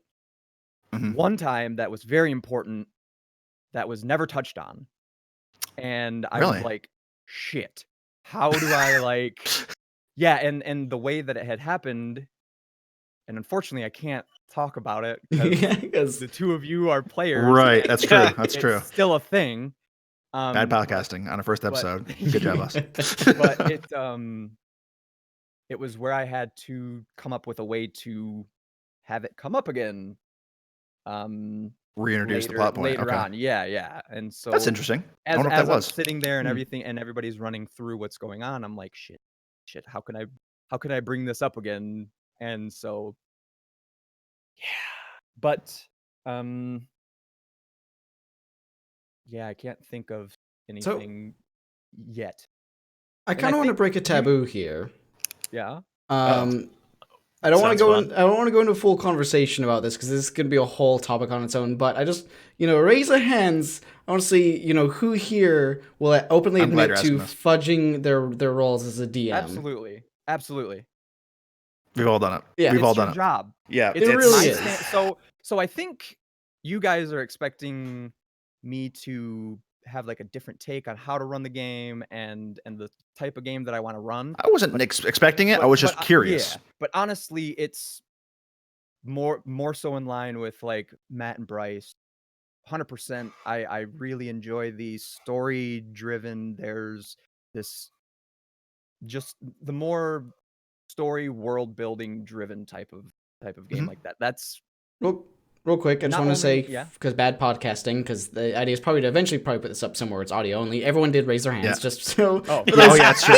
We all raised our hands. Everyone pushes the rolls. Anyone who tells you otherwise is lying, or you're probably not having as much fun as you could. But anyways, I want to say for Nate, I want to applaud you. Do something that I struggle with, and I've been trying to modify myself. Is you've had a pretty story-heavy game, like, meeting some, like, key figures and a lot of talking, but also a lot of combat, like, back-to-back-to-back fights that were fun and broke it up. Yeah, it was surprisingly good pacing, because I know that's something that can be difficult to get a good grasp on. Like I was saying, I really wanted to get the two newer, because, like, you guys are veterans. I've been a player in at least Matt's campaign for years now, so I know what it is to be a player. I know how to play the game. Obviously, a lot newer to running the game, but I wanted the two newer players to get introduced to having the dice, rolling the dice, and learning how to read them, how to read their player sheets, everything like that. So it was kind of difficult for me to figure out, like, how can I run this so that there are a lot of combat encounters in the beginning, which is why I decided to go with the, like, you're going out on a competition hunt, and you're going to be out there for 2 days, and you're going to be killing things because you're hunting. And points. You know what was fascinating? Yeah. The character I made, which had all to do with hunting and shit, was made before that I really had any idea on that being a main plot point. That like it fit in really well. Oh. Yeah, I think that's great. So real quick, we're gonna move over into the last segment of our show, and we'll try to keep at least 2 of them brief when we go into Unearthed Arcana. Sure, I just want to touch. Brief. Yeah, 2 of the before we go to that, I want to touch back onto the fudging and dice rolls things. We only kind of briefly busted over it, but real quick, obviously we've all raised our hands, we've all admitted to fudging dice rolls, but I want to know how often do you do it? Because I will fudge rolls from time to time, but I do so in a more so sense of like when I know that by not fudging the rolls, things will come to a stall. But I don't fudge a lot of rolls in combat. There's very rare instances where I don't let the dice go as they lay. I feel like that moment's inappropriate. I don't know how you guys feel, but what are your instances like? What's your real quick talking points and opinions on dice roll fudging as a DM? I mean, I'll say I think it's kind of difficult to really divulge to players. I think it's something that's good to like admit, but if you give your specifics, then you run the risk of your players being able to maybe see the pattern, and that I think a lot of being a good DM is making it seem like everything is above board, but obviously we all know it's fucking not. It's all D&D is all being made up as you go. It's all make-believe, yeah. Yeah, but the key is making it is that buy-in, right? That idea of reality that you're all sharing into. So if you share like too much in the specifics of how much you're making up on the spot, what dice you're fudging specifically, I feel like you're on the risk of kind of weakening that illusion of reality. Sure. I mean, if it's obvious, yeah. So you don't fudge very often, is what you're saying? I mean, I'll say without going into like major detail, I think of it as a DM, you never reveal your tricks. We're admitting it. We don't tell me all the times you fudge, but exactly. I want to know a general idea. I think it's more. I'll say generally, it's important for the DM to make everything interesting. If a dragon comes into a fight and never does its breath weapon or never does something cool, then what is the point of having a dragon fight? Sure. Okay. Yeah. What about you, Kurry? It's. I would say. I do it at least, I would say once an episode at the least. There have been a couple times if it's more of a story arc thing, like if somebody wants to run a persuasion check against something, and it's like, all right, I mean, he wants to use his skill, but he fails. I'm like, oh, well, that's good. The NPC rolled a nat 1, so he's going to it's like keeping the story going. Yeah. Like that sort of thing. Like it's necessary sometimes. It's absolutely necessary, and like in combat, not so much. So there's times when I wish I kind of would have. There's like the one time that I can think of, like afterwards, I think I wish I really did kind of DM back a little bit. Was when King Ander got killed. He jumped over the edge. Like you had a fortification set up, and he jumped over the wall to get into combat. Was immediately surrounded and killed because right after them, all the enemies went. That was their turn. It was like right Action after economy that. fucked me. There were some low CR skeletons, and they murdered my like level 10 character, whatever it was. That's funny. I wish you guys could have seen me during the break, because I was literally on the couch holding a pillow, just oh no. Yeah. And it was a deadly encounter that I had already planned. So like, damn. I'm sorry, he's unconscious. They're continuing to stab you. You are dead. Yeah, that's true. I kind of like wish I hadn't gone like that far. I feel like that's one of the most commonly fudged things, right? Is like when players are down, like strategically you could just like, oh, they're gonna make 2 attacks and that's you dead. Right. Yeah. But there's also the belief. You have to be careful. Yeah, exactly. You have to be careful, because if it's a bunch of mindless skeletons, maybe they'll walk away once the threat's down. But if you got to figure out some way to make it make sense. Yeah, if it's like a knight who is trying to kill you. Yeah, I mean, there's no way I would get out of there. Yeah, the story of it was like this modified Death Knight. Like everything I have is modified for one reason, because like metagaming in like my experience was a huge problem. I think a lot of us modify anyway. But so like everything I do is like made up, but this Death Knight specifically was trying to kill the king for reasons. So sure. Yeah, like the skeletons went first. He was he was near death, and then the Death Knight rolls up and he's got 3 attack actions. Well, you only have to get hit twice to be dead when you're unconscious. I think the first one knocked me down. The next 2 killed me. Yeah. Wow. So how about you, Nate? What's your take on the dice fudging? I agree with you guys. Keep the game moving. Keep the story moving along. And also, you're there to have fun. Yes. So if number you're one, just like I fudged rolls in that combat encounter because you guys would have died, and that would not have been fun in your first session for new players who really liked the characters that they had, to just be like, oh, well, sucks to be you, roll up a new character. It made sense in that moment too, because like you said, there were new players, so it's like you didn't want to like taint their experience, like, oh, it's your second session, you're dead, congratulations. Okay. Yeah, that makes sense. So other than that, I don't know. In the future, I'm sure there will be more fudge dice roll. That's you are there to tell the story. At least I know D&D has changed a lot from earlier editions where it was the DM versus the players in a dungeon crawl, and that's all you did. True.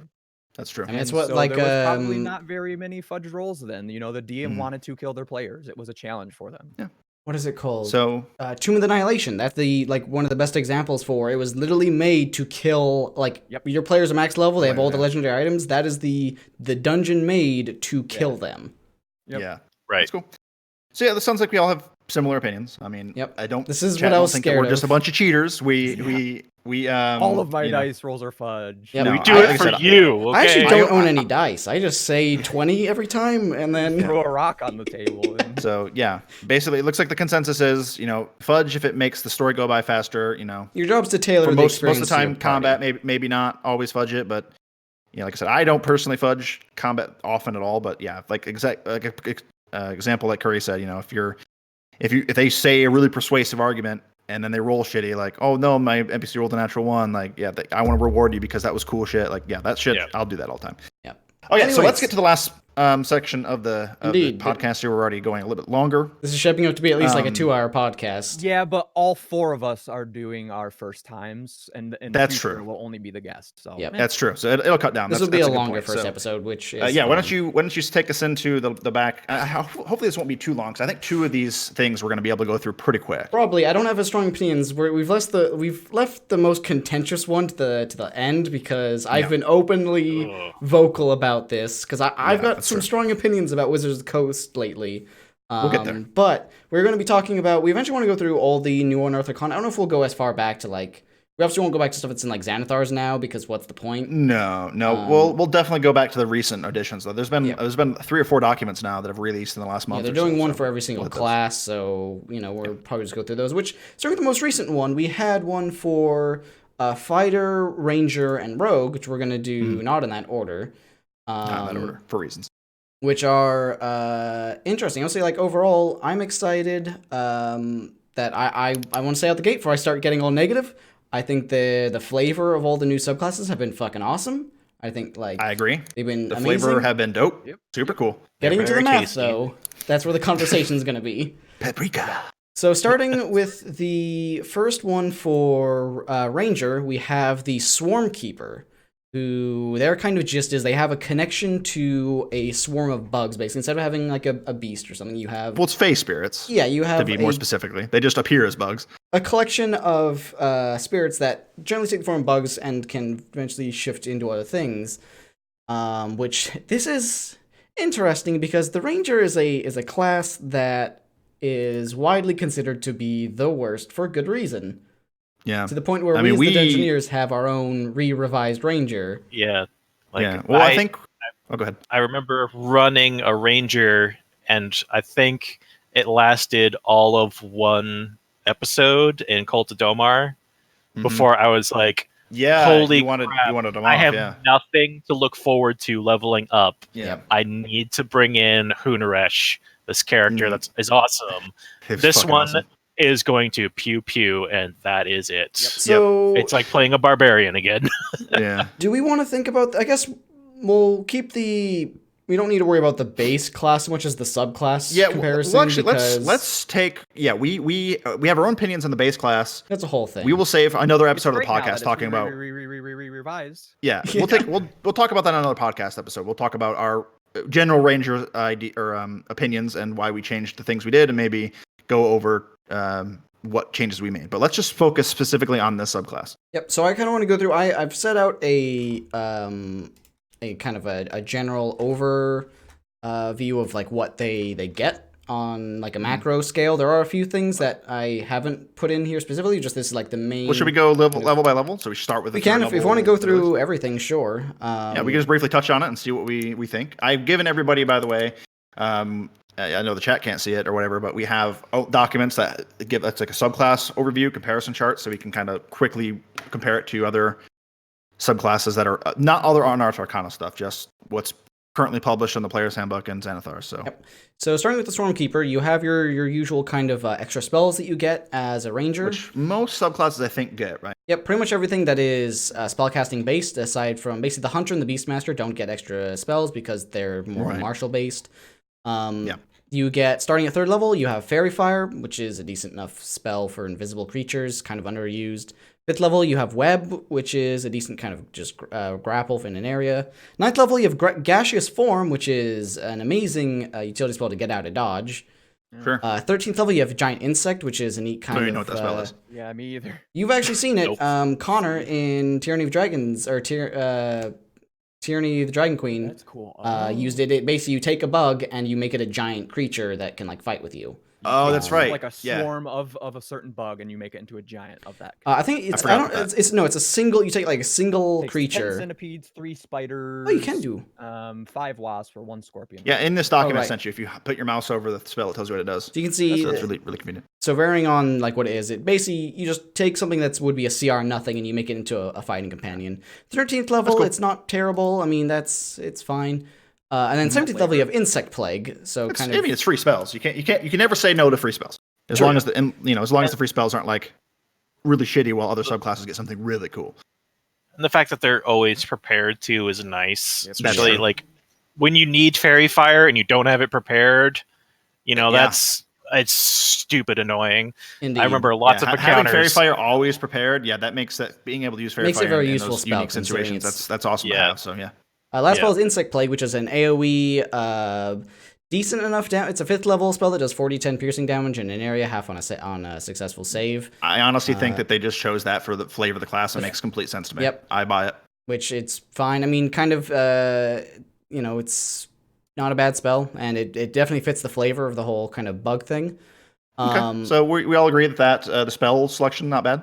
Yeah, it's on par. It's on par with everything else I'm saying. Compared to some of them, some of the others are not too amazing. And the Ranger spell list has a pretty limited option anyway, so that's true. They're pretty good.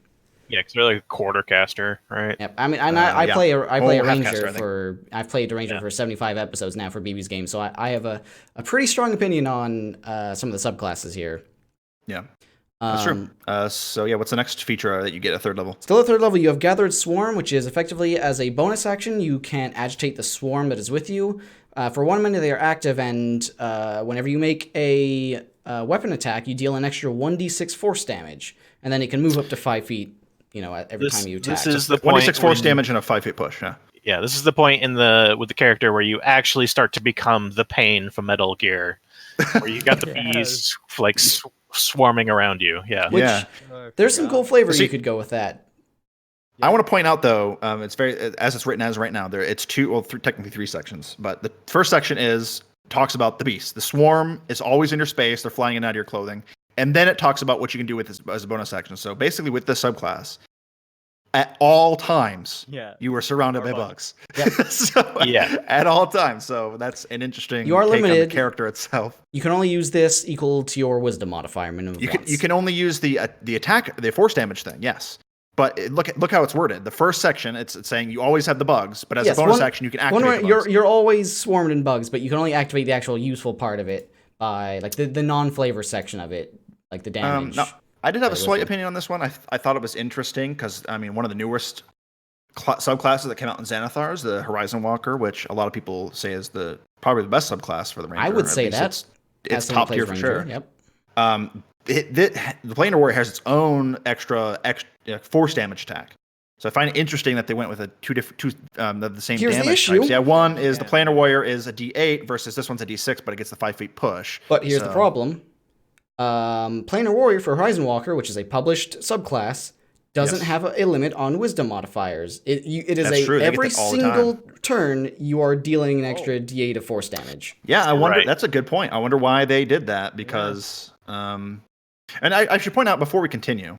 And because I know you're going to throw some slander here, Bryce, and I just want to apologize on your behalf as well as make it clear that Unearthed Arcana is a document that Wizards of the Coast posts. The guys who create the game, and it is play test documents. These things go through little play test before they make it to a published book. It's a beta. So before you start slandering their name, they're throwing cool shit out there. Yes. And the point of these discussions we're having is what they want. They want us to say, "Oh, this shit doesn't work." So that way, when they make it real, it's not. It has been stated also multiple times that the Unearthed Arcana stuff will most of the time in the last subclass that we're going to talk about will be extremely overpowered, and they are very overtuned so that they can tune them down. Correct. It's easier to tune down than just turn up. Yeah. So get it into your characters now before they get. Yeah. That's why I wanted to play a Mystic a year. I mean, I think it's all common knowledge between all of us as DMs. We allow Unearthed Arcana players or player options to use Unearthed Arcana, but we reserve the right as DMs as we're going to nerf it on our own right until it comes out as an official class. But anyways, I just wanted to say before you start slandering their name, Bryce, yes, it's play test. We're showing our opinions, but it's nowhere near final. It's just it's play test. Continue. Yep. So anyways, I think they get a little outclassed by Horizon Walker, which that's true. We could keep on saying pretty much everything gets outclassed by Horizon Walker. But I mean, even looking at Monster Slayer, that one gets an extra 1d6 from the weapon, and I'm pretty sure that. Oh wait, no, that one. Now I'm looking at it here. That also is limited to. Yep. Mm-hmm. Wow. It's limited wisdom modifier as well for that extra damage. That's really interesting. It seems like Planar Warrior is just really strong. Most things are limited like that. Yeah. So it seems to be kind of on par with most classes. Just the Planar Warrior that might be a little too strong. That's interesting. Okay.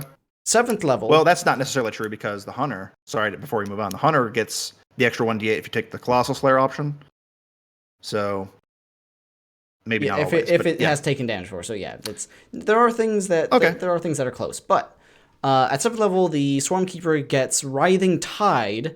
Whenever your Gather Storm is active, as in you've agitated it, you gain. So it's still limited to Wisdom modifier. Still limited to Wisdom modifier. You have your walking speed increases by 10 feet, and you can disengage as a bonus action, which is something you already get as a ranger later on, mind you. Or is that no? That might be dash. No, not disengage. It's at least for us. I don't know where it's worded. It might be worded in the book the same, but yeah, it's dash and shit. Hide maybe. Hide, I think. I don't remember. It's not disengage. It's not disengage. You get dash pretty early on as bonus actions. Then you can disengage as bonus action. Early level rogue ability. You gain a climb speed equal to your walking speed, so it goes up by the 10 feet, and you can also then climb for that full speed, and you can go upside down on ceilings without any ability checks. So you basically can stick to everything. One of the benefits. But you choose one, yeah. The third one is just a flying speed of 10 feet and kind of over. So what do you guys think about that? I mean, that again, it's tied to your wisdom modifier, so it's all lowered to the limitations. The third option, before we get into that, the third option is you gain a flying speed of 10 feet with hover. Yeah. Which is important because hover is uncommon. If you get knocked prone, you don't can't fall. Oh, that's pretty decent, actually. Comparing it to other subclasses, I mean, a lot of things are different which way you get at 3rd level or 7th level, but for the most part, it's interesting that most of these don't seem to have a limit on how often you can use it, with the exception of the Horizon Walker's etherealness ability. So it makes me wonder how useful that's going to be again, because wisdom modifier that's anywhere from 3 to 5 uses per long rest, right? I will say I think this is one of the strongest 7th level abilities. If you compare it to the other one that rivals it, is again Horizon Walker, who can once per short or long rest cast etherealness, which is pretty good. Without using a spell slot. You're thinking it's pretty strong, despite its limitations to how many times you can cast it. Indeed, because you have things like Hunter 7th level are kind of limited. I have this one, and it's pretty rare. Either you have bonus AC for multi-attack against you, disadvantage or opportunity attacks or disadvantage against you, or advantage against being frightened. Other than them are adding to saving throws occasionally. Right. They're nothing too major. So I would say this is, the one of the strongest, if not the strongest 7th level. It does. I will say it does make the original ability, the fact that it is, limited, more useful because of the, you're gaining utility and you're bonus utility, even though it's your feature at 7th level. And sure. And keep in mind, underwhelming bonus utility is never bad. The only issue with that though is you're limiting both your 3rd level and 7th level to the same limit, while the other classes are getting to do 2 different things that aren't tied together. The other thing to think of too is, and this thought just occurred to me, is yes, you're limited to how many times you can use it per short rest equal to your wisdom modifier, which again will probably be anywhere, on average, probably 3 to 4, I would say. Possibly 5 if you raise your wisdom that much, but usually rangers go dex before they go wisdom in most cases. But you got to keep in mind so that's still, we'll say minimum 3 times. A lot of games have probably about 3 combat encounters per day. So realistically, while there is a hard limit there, in most cases, most adventuring days, times between long rests, you're going to be able to do this at all times anyway, because it lasts for a minute. Again, most combats last shorter than a minute. They're over in 3 to 4 rounds. It's very possible. So realistically, that's not that big of a deal, I don't think. So it's not bad. I would say it's above most of the other 7th level abilities. 11th level, you get 2 different things. One of them is just an increase. The damage from your swarm goes up to 2d6, which is pretty nice. I don't think Horizon Walker damage goes up. So they do... Let me double check for... Nope, that does go up, so never mind. I thought maybe they would have that above them, but no. Nope. As an action, you can transform your swarm into the shape of a tiny beast of your choice, which lasts for 1 hour, which is not too shabby at all. It's a speed of 40 feet. It is telepathic, and as long as I think there's no limit to the distance, it can always telepathically relay what it sees and hears to you. Not so much that it's, I don't think, based on the wording, that means it's talking to you, as in you just kind of mentally understand what it's seeing and hearing, like as if your senses are there. And during your turn, you can speak through the spirit to command it to move, hide, etc. As an AC of 18, which is pretty good. Takes damage. You have to make your stealth checks. You skipped over that. Yeah. Yep. So it's and or if it you're has a your good bonus ranger, to stealth checks. Excuse me. Yeah. If you're a good ranger, that's pretty good. Yeah. The thing is, though, if it takes any damage, including saving throws, that would be half damage. You have to make a wisdom saving throw equal basically constitution or a concentration check using wisdom. DC is 10 or half the damage, whichever is higher, or it just is gone. So this spirit does not have HP. It literally, anytime it takes any source of damage, you're just making a whiz save. So in theory, it could last as long as even if it's taking damage, as long as the duration, which is 1 hour. Now, it makes it weak to AoE, but what is the coolest and I think is most powerful thing about this is, as an action, you can dismiss the spirit early, and if you do, you can teleport to an unoccupied space within 5 feet of where it disappeared. That's cool. So this thing can be an infinite distance from you. You can tell it's just a what's way going better on find familiar. Way better find familiar. It's pretty much, it's a powerful find familiar that also lets you appear in a place, because again, it's a tiny beast, so it's pretty hard to spot. Out of combat. And you can use it to scout and then appear wherever you've been scouting. No, you don't have to, then track where it was. If you're hunting someone down, you can just be there. Yeah, that's really cool. I really like that ability. We did skip over, by the way, back in the 3rd level section. You can make your bugs turn into a mage. You get the mage hand cantrip, but it's basically your hand is made of bugs. Yeah. So it's just thematically just free which mage is nice hand, because you don't get cantrips as a ranger. So yeah, I guess that's true. So that's a new little feature. But mage hand's always useful. It's good utility. So the other amazing thing about this feature, on top of that, is it recharges on a short or long rest, and you can use a 3rd level spell slot or higher to do it again. Okay, so that kind of goes back into the actual default ranger. What we've changed, I know personally, but if we're going based on the as player's handbook version of the ranger, like they have like primeval awareness that uses spell slots, right? It's abilities that tap your spell slots, which takes away from your ability to actually cast spells. So people have varied opinions on that, but I just want to point out that that's going back into that category of thinking. And I think in this case, as someone that plays a ranger, that is well worth what that thing can do. I mean, that thing has really cool shit, so yeah, I would say that's worth it. But it's just an interesting line of thinking that really isn't in the other subclasses. is adding abilities that you get once for free, and then you can start dumping your spell slots to do it. So that's interesting. Yep. Yeah. But yeah, I mean, really cool. It lasts an hour, and like I said, it doesn't have hit points. It has a whole saving throw mechanic. Doesn't have an attack. I don't think it has any functionality to really attack. It can't attack. So it's amazing utility, but doesn't really help you in combat, which most other ranger abilities at this level are combat based. Yeah, that's a good point. That's very interesting. But I honestly think that it is pretty You're definitely going to good. feel cool when you can teleport from, so far away and whatnot. So especially because I don't think it says it could fly. I'm pretty sure there's no limitation. It just says tiny beast of your choice, speed of 40 feet. It could be a thing that flies, so you could use it to bridge gaps. It could, hover up wherever. Like, it's pretty good. Yeah. What about the 15th? Because I think this is really interesting, and I want to see your guys' take on it. Because at first I hated it, and then I read it again, and was like, oh, this is actually really useful. So, Storm of Minions at 15th level, your swarm can expel a seething storm of spirits that drains life.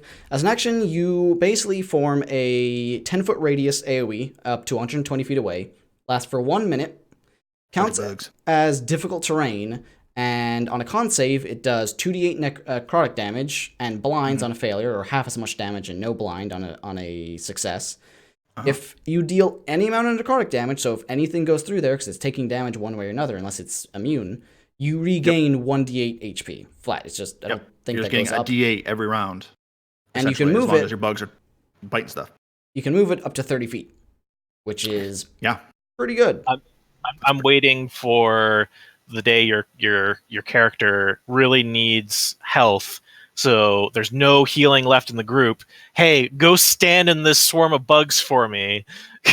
That's interesting. An interesting way to game it is like, hey, barbarian, why don't you go in there and rage, please? Or Baritonian barbarian, I guess, because it's necrotic damage. The nice thing is, when you activate it, you can choose any number of creatures that are unaffected by it, so you can as well put it on an ally, and with the barbarians up there in the face of something, you can just be constantly doing that damage with. There is no action required on your part. It is just doing that. So once you have it out there, costs you an action, which the only thing you need is a bonus action to move it, and then the actual action to cast it. But it's effectively a spell that has no concentration. We have another ability here that you can use it once for free, and then you can start dumping 4th level spells if you want to do it again. Which is a little rough because again, rangers are limited to 5th level spells. Now I want to reiterate because I didn't catch this until the second time around, but effectively, like you throw this ability on somebody and they're making the con save to be blinded, and it only lasts a turn. That kind of sucks, but you can just make the bugs follow that person around, and they're still making a con save to be blinded every turn. And even that one round of being blinded, like that gives them disadvantage, your allies advantage. That's actually really useful, especially since again there's no concentration. You're literally for a full minute of the combat. So basically every round of the combat, right, making your enemies have a potential to be blinded for a little bit. That's fucking useful. That's actually way more useful than when I read through it the first time. Now, if I can be devil's advocate, I think this is the worst part of this subclass, and I think that it's honestly not very good. Really? For this reason, because it's a 15th level ability, at that point for a full action, 2d6 damage? 2d8 damage. 2d8 damage. And a D8 of HP is not a lot at 15th level, and for a full action, even if I wasn't playing Marsk, who has the extra multi-attack and everything, that's a good point. What you can do damage-wise with whatever magic item you have at 15th level, even just whatever, like, you're going to be doing way more than that. So, like, once you have it, it's good because you're doing that blinding, probably. Yeah. You're getting I think that's the only saving grace of the ability, is the blinding, right? If it didn't have the blinding, this would be a shitty ability. If it's the blinding... Marsk, you can do, like, 40 damage. Plus sharpshooter and... Plus sharpshooter and sneak. I'm on average doing 30 to 40 points of damage with a sharpshooter shot on Marsk as a ranger. Well, granted, you're also a multi-class character and whatnot, too, so we can't really factor that into that equation. But without... Sneak attack, on average doing about, like, 30 points of damage on a sharpshooter shot, to be fair. Right. So that's, plus 10, but... That's, compare that to, getting 2 attacks and then Horde Breaker, for like a multi-class that's a low-level ability. To even take that away, the 2 attacks, the amount of damage you can get out for that is staggering compared to 2d8 to a relatively common resisted damage type. Let's say necrotic. Necrotic, I don't think necrotic's too resisted in my opinion. But I mean, you make a good point there. Maybe it isn't as strong as I thought, but like I said, I think the saving grace, or what makes it the blind is the blinded thing, because it being an AoE. Blinding is a serious nerf to your bad guys, right? So I really like the ability. I just think it's in the wrong spot. comparing it to other 15th level abilities, I would swap the 11th level Scuttling Eyes for the Storm Minions. I would flip those. Interesting. Okay. Yeah, I mean, Kurry, what was your opinions on the whole matter? I mean, it's interesting. I'm never gonna play it because it's a ranger class. I'm never it's gonna play ranger. If I really had like a campaign where I start at like 15th level, it might be fun to play it for a couple weeks. But you know, you can't be the pain for Metal Gear until you can teleport and everything. So sure, it's a high level one-off campaign kind of. Okay. So I'm curious. That's where you stand. That's where you stand on it. Okay, interesting. Like that in general with most rangers, honestly. To kind of end cap it, because the conversation does end with it's a ranger class, so why would you? But flavor-wise, I want to know, how does everyone feel? Because my opinion, I think it is ranger has some of the worst subclasses when it comes to flavor. I think they are pretty garbage. I think this is finally a second cool one. I think Horizon and Swarmkeeper are pretty cool flavor-wise. This is very unique. I really like the flavor. I definitely need some work, I would say. I think you guys hate on Ranger a little bit more than I do. I think I'm just holding hope that it can be good. But then again, I'm also the person who's like, hey, let's make a revision for our use only. Also, fuck you, I play one, so. Yeah, that's fair. So maybe I'll keep my mouth shut on that. But yeah, I guess my opinion is, I love the flavor. It does need some work. I don't know if I agree with the swapping of the last two abilities. I think maybe just a slight buff to the final ability would be good. But I think that blind, again, is a saving grace to that ability. But that's my final thoughts. Yeah. I'd love to know what your character backstory is for you to become this kind Always of guy. being, you're the stinky guy, right? Like, yeah, you're the stinky guy. It's reminiscent of a Spore Druid, isn't it? Yeah. So anyone else have final thoughts on that one? I can see, like, my ancestor died by drowning in a vat of honey, and it's just passed down through the generations. Just honey's in our blood. Why'd it have to be bees? Cool where they are fae spirits, so maybe eventually it comes out that your character is something more than what people thought. Yeah. You're more than just the stinky guy. I also love an Eladrin. There's always unlimited, character options or ideas you can go with it, but it's definitely unique. I like the flavors. It's nothing like any other class in the game. We'll give it that. Aside from Spore Druid. Okay, you got me there. Let's move on. I will say Lessing, I think easily enough compared to everything else, that I think is the second strongest subclass, even in its current state, is head and shoulders above everything other than Horizon Walker. Interesting. Okay. Well, let's move on to the Rogue. So this one is interesting. The Rogue got the Revived, which I dig the flavor of it, though it steps on the toes of a few things, and story-wise has a very specific story point that you'd have to hit. Otherwise, unlike other classes that get their subclass at first level, Rogues get theirs at third. And the idea behind this is you died and were revived. You've either lived one or maybe dozens of past lives and are either being revived by whatever power it is. You're like a Revenant, which is something that already exists. I think the Revenant is actually still technically just in Unearthed Arcana limbo. I don't think the Revenant class it hasn't been published, ever... but neither is this, to be fair. Yeah, to be fair. But Revenants exist as a race, which you're starting as that, so you get that. But it says basically, once you reach level 3, you realize, oh shit, I died and came back. So yeah, literally the whole class is you have someone who has been dead already. That's interesting. Which is neat, if a little retconny, but I dig it, I'll say. I mean, if you didn't, maybe if you planned for it, you could definitely set something about it. Even if you don't, it could be interesting. Oh shit, turns out I was dead before. Whoops. But it also leaves up, what if, you have a character who dies, and then you decide, another character, doesn't matter who, and then when you roll your new character, you work with the DM, and you decide that you're going to play this new character who's been revived, but now you're a rogue, right? That's kind of interesting. Fit in because later on you can start choosing different skill proficiencies. Yes, I want to get into that. So I think this is a really cool and powerful subclass. Starting with third level, you get tokens of past lives. Whenever you finish a long rest, you can swap out a proficiency in a skill or tool. Huge. Pretty good. Yep. Huge. You can huge because you can change oh, I'm not going to be picking locks today. Yep. I'm not so bothered about the Right. skills. I like the tool proficiency is fucking massive. Yeah, That's tool huge. proficiency is huge. And it's also the name of that, though, tokens of past lives. So I guess the whole class would be someone who's died and died again, right? Like It seems to be the idea. you're cursed. Interesting. Okay. Also on third level, and you get a few things on third level. Revive nature, something that again kind of overlaps with a lot of other races, which I'm kind of meh about. Advantage on saving throws against disease and being poisoned. The disease is new to most things, like but you have resistance to poison damage, which most of that you get for being a dwarf or a revenant. Yeah. Well, I don't think we should use Revenant as an example because yes, this is Unearthed Arcana, and Revenant is also Unearthed Arcana. But I think the whole premise of comparing these particular Unearthed Arcanas is comparing it to what's already out there. So maybe we don't compare it to the Revenant as of now because that's been really old. But maybe we definitely compare it to the races out there. But I kind of compare it just because they're so close to. I mean, I suppose you probably shouldn't pick a revived rogue and revenant. That's true. Be a revenant. That's kind of doubling down. Warforged get literally all of these things, but again, I don't know if a revived Warforged. I think that'd be really cool, actually, shifting the arcane core to like different bodies and shit. I'll shut up. You're right.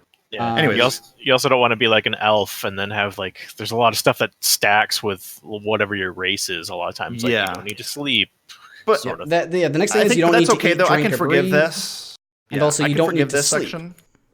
It's Go just, on, sorry. I'll say it in a minute. You don't need to eat, drink, or breathe, and you don't need to sleep. You only have to stay motionless and inactive for 4 hours, which you are conscious and can hear as normal. So you are basically getting the racial abilities of most other things. Yeah, but you cannot see. So you are, like, your eyes are closed. You are technically dead, but you can act, you can wake yourself up basically when you need to, but only if you hear.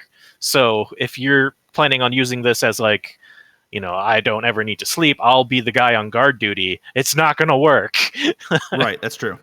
That's true. I am okay with this one overlapping with a lot of racial abilities, though, just because you get two other options at third level, and the one you're about to describe, I think, is so fucking strong. Please continue with Bolts of the Grave. Yep. I will say definitely for sure, because the other stuff you get, I don't care if that overlaps, because you're getting three things to start with. Yeah, exactly. So you get Bolts in the Grave, which is very good. But especially because it's someone who plays a multi-class into Rogue, there's a lot of times you don't get to use your sneak attack. When you use your cunning action, you can, and it doesn't matter if it's your dash, disengage, or hide, any of it. Any cunning action. You make a spell attack within 30 feet of you if you haven't used your sneak attack this turn. You are proficient and add your dexterity modifier into its attack and damage rolls. Which you do anyway with most of your attacks, with most rogues. Dex-based spell attack. I don't know why I guess spells specific. A creature hit by this attack takes necrotic damage equal to your sneak attack. This uses your sneak attack for the turn. So basically, if you don't get your sneak attack because you don't have advantage or an ally within 5 feet, you can dash or whatever and still get that damage at a pretty good chance. Yeah, it basically makes your sneak attack happen almost every turn. Yeah, it also means, like, if you're that rogue that has that one attack and you miss, you can do this to try and get something into the round. Right, and the fact that it makes the damage necrotic, which, again, is not a highly resisted damage type, is what I can think. Definitely there's enemies out there that can. But the fact that, like, you can just, like, if you're fighting enemies that are bypassing your physical damage, like, you're able to do your sneak attack and convert, which can eventually become a lot of dice, into a whole different damage type, which is huge. That's a really, really strong. Overall, I think this is like the strongest third level stuff you can get. Maybe countered slightly only damage wise by the assassin, which is like fucking ridiculous. I don't hate it though, and here's why. Some of the newer actual published rogue options out there, their third level ability has different ways in which you can proc your sneak attack. I mean, you look at like Swashbuckler, which has their own way to like you literally get sneak attack even if you don't have. I think it's if you're by yourself, basically, that you... Right, if you're the only one there. So or the one that I play is Marsk, I just have to bonus action one time, succeed on a check, and for 1 minute, sneak attack every single time for 1 minute. So it's not outside of the range of what they've already been publishing, but the fact that they're changing the damage type and also making it so it's a free attack outside of what you've already done. Like Kurry said, if you miss your attack, it basically gives you another attempt to do it. It's the strongest, I would say. It's definitely the strongest. It's very strong, but I don't hate it. I just Keep an eye on that one. Interesting, it says immediately after you use your cunning action. That makes me think of if you dashed, if you'd have to finish the movement before making the attack. I don't know. I probably think it wouldn't would be get kinda that discretion noodly of with the DM it, probably. but yeah. Yeah, I wouldn't get too Still, noodly though, with that it. would be, even if you did, like, the fact that you could move your full movement again, like, if you're out of range, being able to then get that extra attack and everything. Pretty good. Moving really on. good. 9th level, you get Connect with the Dead. You can cast Speak with the Dead spell without using a spell slot, using Intelligence, which I don't think in this case matters that much. Template gives you capability from a past life, you're unsure, blah, blah, blah. You gain a benefit when you ask the questions based off the chart, which you roll randomly. It's a D3. You either gain a language of your choice, you gain a skill or tool proficiency of your choice, or a proficiency in a saving throw, which is big, which lasts until a short or long rest. And you can do this once per short or long rest. So long as you have a corpse to cast Speak with Dead, not only you're getting this every single time, you're getting questions from them. But you're going to have to drag a corpse around with you at all time, or, a severed head or some shit, depending if your DM allows that. Like, sure, yeah. We're talking about Dungeons and Dragons. You're going to run into... I'm not complaining. I'm just saying, like... No, I'm talking about you're going to run into a corpse because you're going to make one, because you're an adventurer. That's also a good point. If you've just short rested, you're probably going into a fight anyways, like... We're just a group of pacifists. We don't kill anyone. We only go for unconscious. Sure, yeah. So that's pretty goddamn good. It's pretty good. It's maybe on par, if not a little bit better than most of the other subclasses. Kind of browsing through them. I think it's way better than some of them. Like if you look at Scout, which I think is kind of a weaker rogue, anyways, but you get plus 10% or plus 10 feet of movement, and it applies to climbing and swimming speed if you have it, which right. You don't. Speed is useful, but it's not as useful as having. I guess that's a good point. A free Speak with the Dead every short rest, and also gaining possibly. That's a good point. I don't know if I like that. It's a good point because Speak with Dead is a very. I mean, depending on how you structure your game RP wise, like that's a way to get. I mean, I guess the nature of the spell doesn't make the corpse speak the truth, but like, that's. Still, even if you don't get any useful answers, you're still gaining for sure a language, a proficiency in a tool or skill, or a saving tool throw. Is big, and the saving. You have a 2 out of 3 chance to get something pretty good every time. Oh, is it random? Yep, you roll a D3, so you have a 1 in 3 chance to get a language, which but still getting a skill proficiency. Like you're probably not going to take a tool because you're not going to need that within a short or long rest, probably. You're already swapping them out any rest anyway, so. Do you take a long rest? Do you swap out permanently for something else, and then on that short rest, you get like these tools for the day? Yeah. Pretty good. Yeah. But you compare it to things like Mastermind, which is not terrible. You get like a fighter ability basically where you spend 1 minute observing the creature and get to know if some of its scores are higher than lower than yours. Like, if you look at the other 9th level stuff for Rogue, like this is kind of crazily better than everything else they can get. Fair point. I agree. I didn't agree before. Now I do. You've convinced me. For 13th level, you get Audience with Death. When at Death's Door, you can converse the powers of Death. You have an advantage on Death saving throws. Huge. And whenever you make a Death saving throw, you can ask Death a yes, no, or unknown question, which answers truthfully and with the knowledge of everything that has ever died. Yes. Of all those who've died. That's a lot of things. It's a lot of things. You get a free answer to a question. That is fucking huge. In addition, when you have 0 HP or and are healed or stabilized, you can change any of your personal characteristics, which is neat for roleplay, but if you're not roleplaying, you're playing like a dungeon crawl, you're not really going to care, probably. I mean, this is basically 80% an RP ability. The only thing that benefits you, in-game, mechanics-wise, is the advantage on death saves. But I love the thought that when I'm reading this, my first thought, and I'm sure you guys did as well, as just somebody who's like, the party is in need of answers, and the guy's like, drop me right now. I'll get the answer. Keep in mind, it's everything that has ever died, so including enemies that you've killed in your travel that you didn't get a chance to speak with the dead or something, or like an ancient wizard that you're trying to research. Very cool. This might piss a lot of DMs off though, so I can see some grumble. I think that is arguably broken in a lot of regards. Yeah, especially if you're like, and just let me lay there for like 3 turns. It's cool. I'll get 3 answers. To be fair, it can be gamey. You're probably getting 3 questions because you have advantage. You might even get more if but advantage, you're probably not going to die. But they are yes, no, or unknown. So there is a certain limit, but I know plenty of players are smart enough to get some really good yes or no answers. It can be gamey. Yeah, this ability, I love the flavor. I think it's going to piss a lot of DMs off. I personally would change it to make, I would keep the idea of it in play, but I think I could easily see, smart players could use this to get a lot of information you probably don't want your party to know. I think for sure you couldn't proc it with players beating you down. I would not allow players to knock their companion down for answers. Yeah. I think that just falls into the rule of, common sense. Like don't game the system. This is not really a video cool. game. I think perhaps a little too strong. Yeah. I feel like as a DM, like what I would change for this is Death.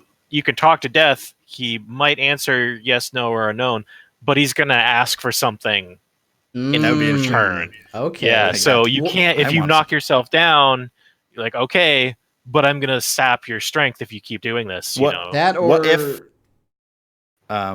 if you instead, like that's a good idea, but what if instead it says, if we change the last part of the ability, right, where it says, you can change any personal characteristics. What if, like, every time you ask a question, the DM says, "Here's a new bond for you. Here's a new I'm changing the way your character thinks." I dislike that on the same way I really dislike the Deck of Many Things card that flips your alignment. I think that that just kind of fucks with your character in a way that I don't think most people would enjoy realistically. Fair.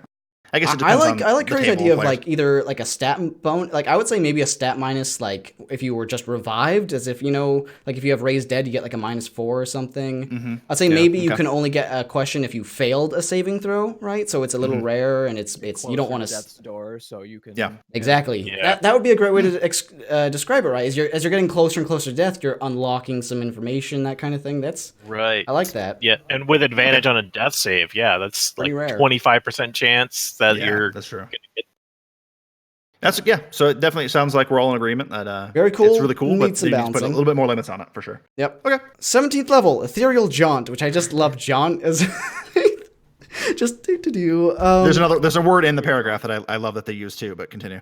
Maybe let's see. I don't know why, but like a ghost, you have the ability to slip it out of the ethereal plane. You can now use your cunning action to teleport to an unoccupied space within 30 feet of you. Fucking amazing. You don't need to see the space to teleport, but if teleporting fails, you're wasting your bonus action. If you teleport through a magical force, blah, blah, blah, such as wall of force, you don't need to see the space, blah, blah, blah. If you attempt to teleport through a magical force that is medium or larger, such as wall of force. What? So spells like wall of force, you can't teleport through, but like walls in a building, like you're like, we can't get into this door, guys. The door's locked. And I can't pick it. I can teleport through it. I see. And then I don't know why I love the word, but if you teleport, because you don't have to see the space, right? You can just say, I'm going to try to teleport 10 feet behind this wall and get there. But if you land into a creature space that's already occupied there, you get shunted. I don't know why I love that word, but you get shunted to the nearest unoccupied This is what I'm space. tripping up on. Yeah, you can't go through walls of force, even though you can see on the other side, or if it's right. The spells just stop you from doing it. If you go into a wall, if you misjudge, you think it's only 10 feet, but it's actually a 20-foot stone wall or something, like a cave or whatever, you are shunted back to the nearest unoccupied space. I assume basically back to where you were, or you could actually end up on the other side if it's near. You take force damage equal to twice the number of feet you were shunted, which at minimum is going to be 10 points of force damage. Is likely going to be more. Yeah. Depending on what. Which that's a neat balancing. I think that but you're 17th level, you have the hit points. It's not that bad. It's not a nerf. I think as is, I like that. I think that's pretty good. Yep. I think it's cool. And keep in mind, cunning action, they get some crazy shit, but yeah. Teleport and also then the grave bolt, that counts as a cunning action. So you're still that's true. You're still proccing. That's super strong. I didn't even think about that. You're teleporting and getting Yep. That subclass is strong. You dial that one back a little bit. I think I'm gonna jump right into my my opinions. Tune that one down. Love the flavor. Love the shit. Yep. Tune it down slightly. Yeah. Yep. Going through quickly. We've kept 2 hours. We still have the biggest one to go through. Shit. I think definitely it is the strongest, just surpassing Assassin by its utility, with Assassin still being the best for just straight up damage because guaranteed crits and everything. Flavor, pretty awesome, and it takes a little bit of finagling story wise, but it's pretty cool. Yep, that's cool. I like it. Great. Yeah, it's good. I would actually play a rogue if I could play this. Fair. Nate? But I hate rogues too. Why? For Oh, yes, right. because yeah, you know why. Yep. Watch any of my freaking Tuesday show, and you'll Oh, find out why I bullshit. hate rogues. Oh. Yep.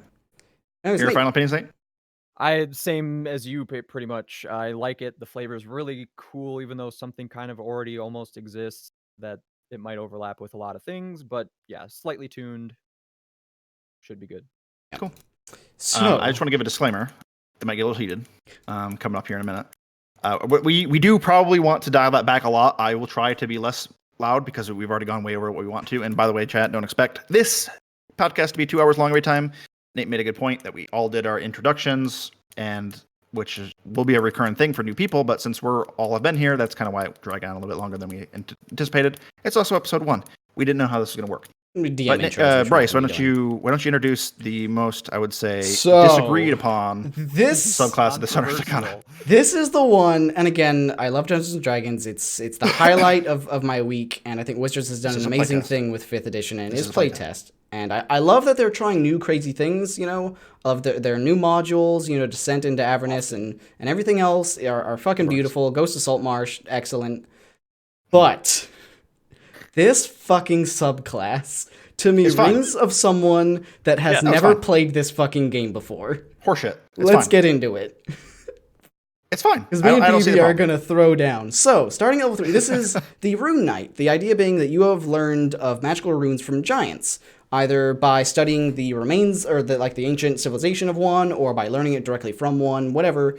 You have learned of Skiltgraver. I'm butchering that. I don't know how. Yeah, you shouldn't even attempt it. You should have just pretended it wasn't there. Can you speak giant? No. Rune cutters. Basically, you can inscribe magical runes. So, starting at level 3, you gain proficiency in smith tools and can speak and read giant. That's fine. That's pretty standard for fighters. A lot of classes get some free proficiency. Fighters especially get a lot of proficiencies in language and things. On par. Rune magic. This is where this fucking breaks down. So it's fine. Starting at 3rd level, you learn 2 rune options. At the end of a long rest, you can inscribe each rune once.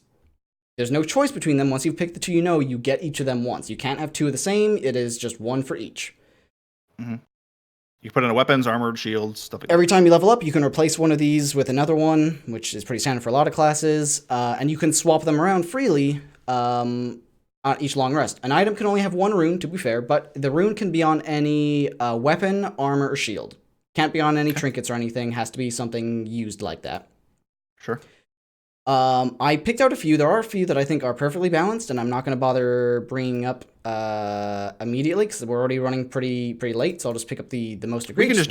We can just do the quick thing, like Hill Rune. You get poison resistance as a passive, which, by the way, the structure is each rune has a passive, which, in my opinion, all are minor passives. They're always on.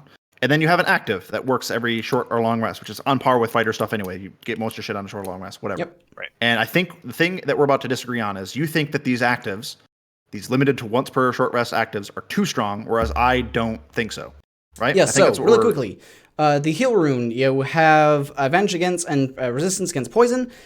As a bonus action, you can invoke the rune and gain resistance to bludgeoning, piercing, and slashing them for 1 minute. Basically a one-time rage. That's pretty balanced. I like that. The Fire Rune. That's fine. This rune, the pass for this is you gain double proficiency in any check with any tool that uses your proficiency. So if you're already proficient, you just double your proficiency. That's not that bad. You can invoke this. Summon Fiery Shackles. A target must succeed a strength saving throw by your strain for 1 minute that you've struck. While strained, they take 2d6 fire damage at the start of each of their turns. Repeats the saving throw. Again, not that bad. This is basically one of the smites that paladins and stuff get. Pretty fine. Mm-hmm. Frost They're Rune. all based off of intelligence. Keep that in mind for a fighter. Right. Yeah, intelligence for a fighter. It's like Eldritch Knight, so you want to spec in intelligence for this because you do have a saving throw based on your intelligence. So same way that Eldritch Knight needs to spec in for spellcasting, it's kind of like that. Yep. This is basically a lot of these runes are just spells. Frost Rune. Sure. You gain advantage on animal handling and intimidation check. Pretty good. As a bonus action, you can invoke it, increase your strength by 2 for 10 minutes. This can cause your strength score to exceed 20, but not 30. A +1 to attacks and damage. Not bad. Not terrible. Cloud Rune. So far, you've said not terrible to everything, so continue to prove my point. I'm getting to it, I assure you. Cloud Rune, you gain advantage on sleight of hand and deception checks. That's bordering on pretty fucking powerful. Because those are two very common checks. Sleight of hand, not so much, though. The problem is, like, that's going to be one of your dump stats, because you have to get intelligence, you have to get strength or dex, depending on which one. You could be a dex-based fighter easily. Yeah. You don't need strength as a fighter. Easily. But the point, I think point Kurry is making is you're already going to have 2 stats that you're putting your highest stats into. Intelligence, so your runes are effective, and then whatever your combat stat is. And even then, if you're a strength-based fighter, probably want, unless you're doing heavy armor, you probably want a little bit of dex, right? So, like, charisma is not going to be, in most cases, a high stat for you. And is dex going to be a high stat for you when you're trying to be a fighting giant? No, it's not. It should not be. You Thematically, maybe not, but... Stop it. You can invoke it. Sure. When you or a creature within 30 feet of you is hit by an attack roll, you can use your reaction to invoke the rune and cause that to attack a target within a different creature within 30 feet of you other than the attacker using the same roll. So, that is a, 1 time per short rest, basically deflect. When a fighter can get protection anyway, which it doesn't maybe move the attack, but it says, oh, you have disadvantage on it because I'm a protection fighter. My issue with that, to touch on quickly, is it is infinitely better, in my opinion, than classes like the Drunken Master Monk, which get to deflect a missed attack. Which is just, you're taking something that didn't do anything and maybe you're getting something beneficial. This is, you're making something that would have done damage into being beneficial for you. And also to But it's once per short rest, though. But to touch on that it might be a dump stat, you don't necessarily have to make intelligence a main stat for this, because you could just choose runes that don't need saves. And most of these are not a saving throw. Exactly. That's a good point. A future feat further down, once you level up a bit more, does start using intelligence modifier, but you don't have to for these. And fighters get a lot of ability score improvements, so you can up that intelligence after the fact anyways, and or whatever stats you need. Stone Rune, you gain advantage on insight checks and dark vision of up to 60 feet, or plus 30 feet if you already have it. Not terrible. Insight's usually pretty useful, but dark vision, meh. It's RP focused. Does have little to do with combat with the exception of the dark vision. In addition, when a creature you see ends its turn within 30 feet of you, you can use your reaction to invoke your rune and force them to make a wisdom saving throw. Unless the save succeeds, they are charmed by you for 1 minute. While charmed, they have a speed of 0 and are incapacitated. And it ends if they take any damage. Basically, you just knock them out for, a minute. It's like using the hypnotic pattern spell. Yep. Yeah. Once per short rest, and I will say, I'm going to relent a bit. I'm still going to fight on something, but reading this the first 2 times, I failed to notice that these are all 1 time per short rest. I thought it was for the full duration, so that does balance it slightly. For Storm Rune... Well, there is something later... Okay, continue. Storm Rune, while wearing or blah blah blah, you have advantage on Arcana checks and cannot be surprised unless you're incapacitated. Pretty good, but there are some feats and stuff that can get you that, so... You can invoke it as a bonus action to enter a prophetic state for 1 minute till you're incapacitated. Till it ends, when you or another creature within 60 feet of you makes an attack roll or saving throw or ability check, you can use your reaction to cause them to have advantage or disadvantage. This is the one that I think is the biggest, overpowered thing, because for 1 minute, an entire fight, and then some, you can anyone once per round give an advantage or disadvantage. I will agree that one is strong. I will give you that one. I don't think the rest of them are, though. I think the other ones seem pretty balanced to me, but this one, okay, yes, I will give it to you that this is a bit strong. I would limit this one somehow. I don't know how I would do it, but yeah, okay, I'll give that one to you. So, on top of that 3rd level, you gain basically a free enlarge. For 1 minute as a bonus action, you can become smaller than large. You become large, which there aren't any player races that can start out large, so you're just going to become large. Well, this is only if you use this ability, though. It's not you're always large. Yes. You have advantage on strength checks and saving throws. That's all. This is all standard for enlarge spell, but you gain 1d6 extra damage rather than the d4 of the enlarge spell, and you can use this twice. An average of 1 extra damage. Twice per long rest. Yep. That on top of the runes, I feel like is pretty fucking good. Keeping in mind that fighters are one of the classes that get a fair amount of already fighting abilities in their base class. That was my argument. Is extra attacks. You're gonna get extra attacks. You start with only 2 of these rune options. Granted, you get more as you go on. But I mean, you compare it to the other subclasses. Like the Battlemaster has a bunch of fighting styles that can trip up people and disarm people and all sorts of crazy things. And you can get some really good strong ones there. Like it's just options for the fighter who otherwise would be I attack. And they're not, in my opinion, with the exception of the Storm one that is pretty strong and probably needs to get tweaked. They seem balanced to me because they're limited by the once per short rest thing. Here's the issue on that though: is for Battlemaster specifically, I wrote notes for this. None of those are things that you gain forever. Even once you use those runes, I believe you still get the passives. Those are 2 passives always on.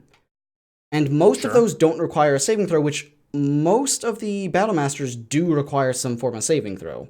Unless it's something but those saving throws are tied to like your strength or dex, which is it's a fairly strong, but that's still a saving throw happening nonetheless. And it's limited on the maneuver dice, which, since you're limited on the invoking the rune, kind of keeps it, I'll say, relatively balanced, like par and par. I'll still say I still think the runes are better than the Battlemaster, just for simply, if nothing else, the passives.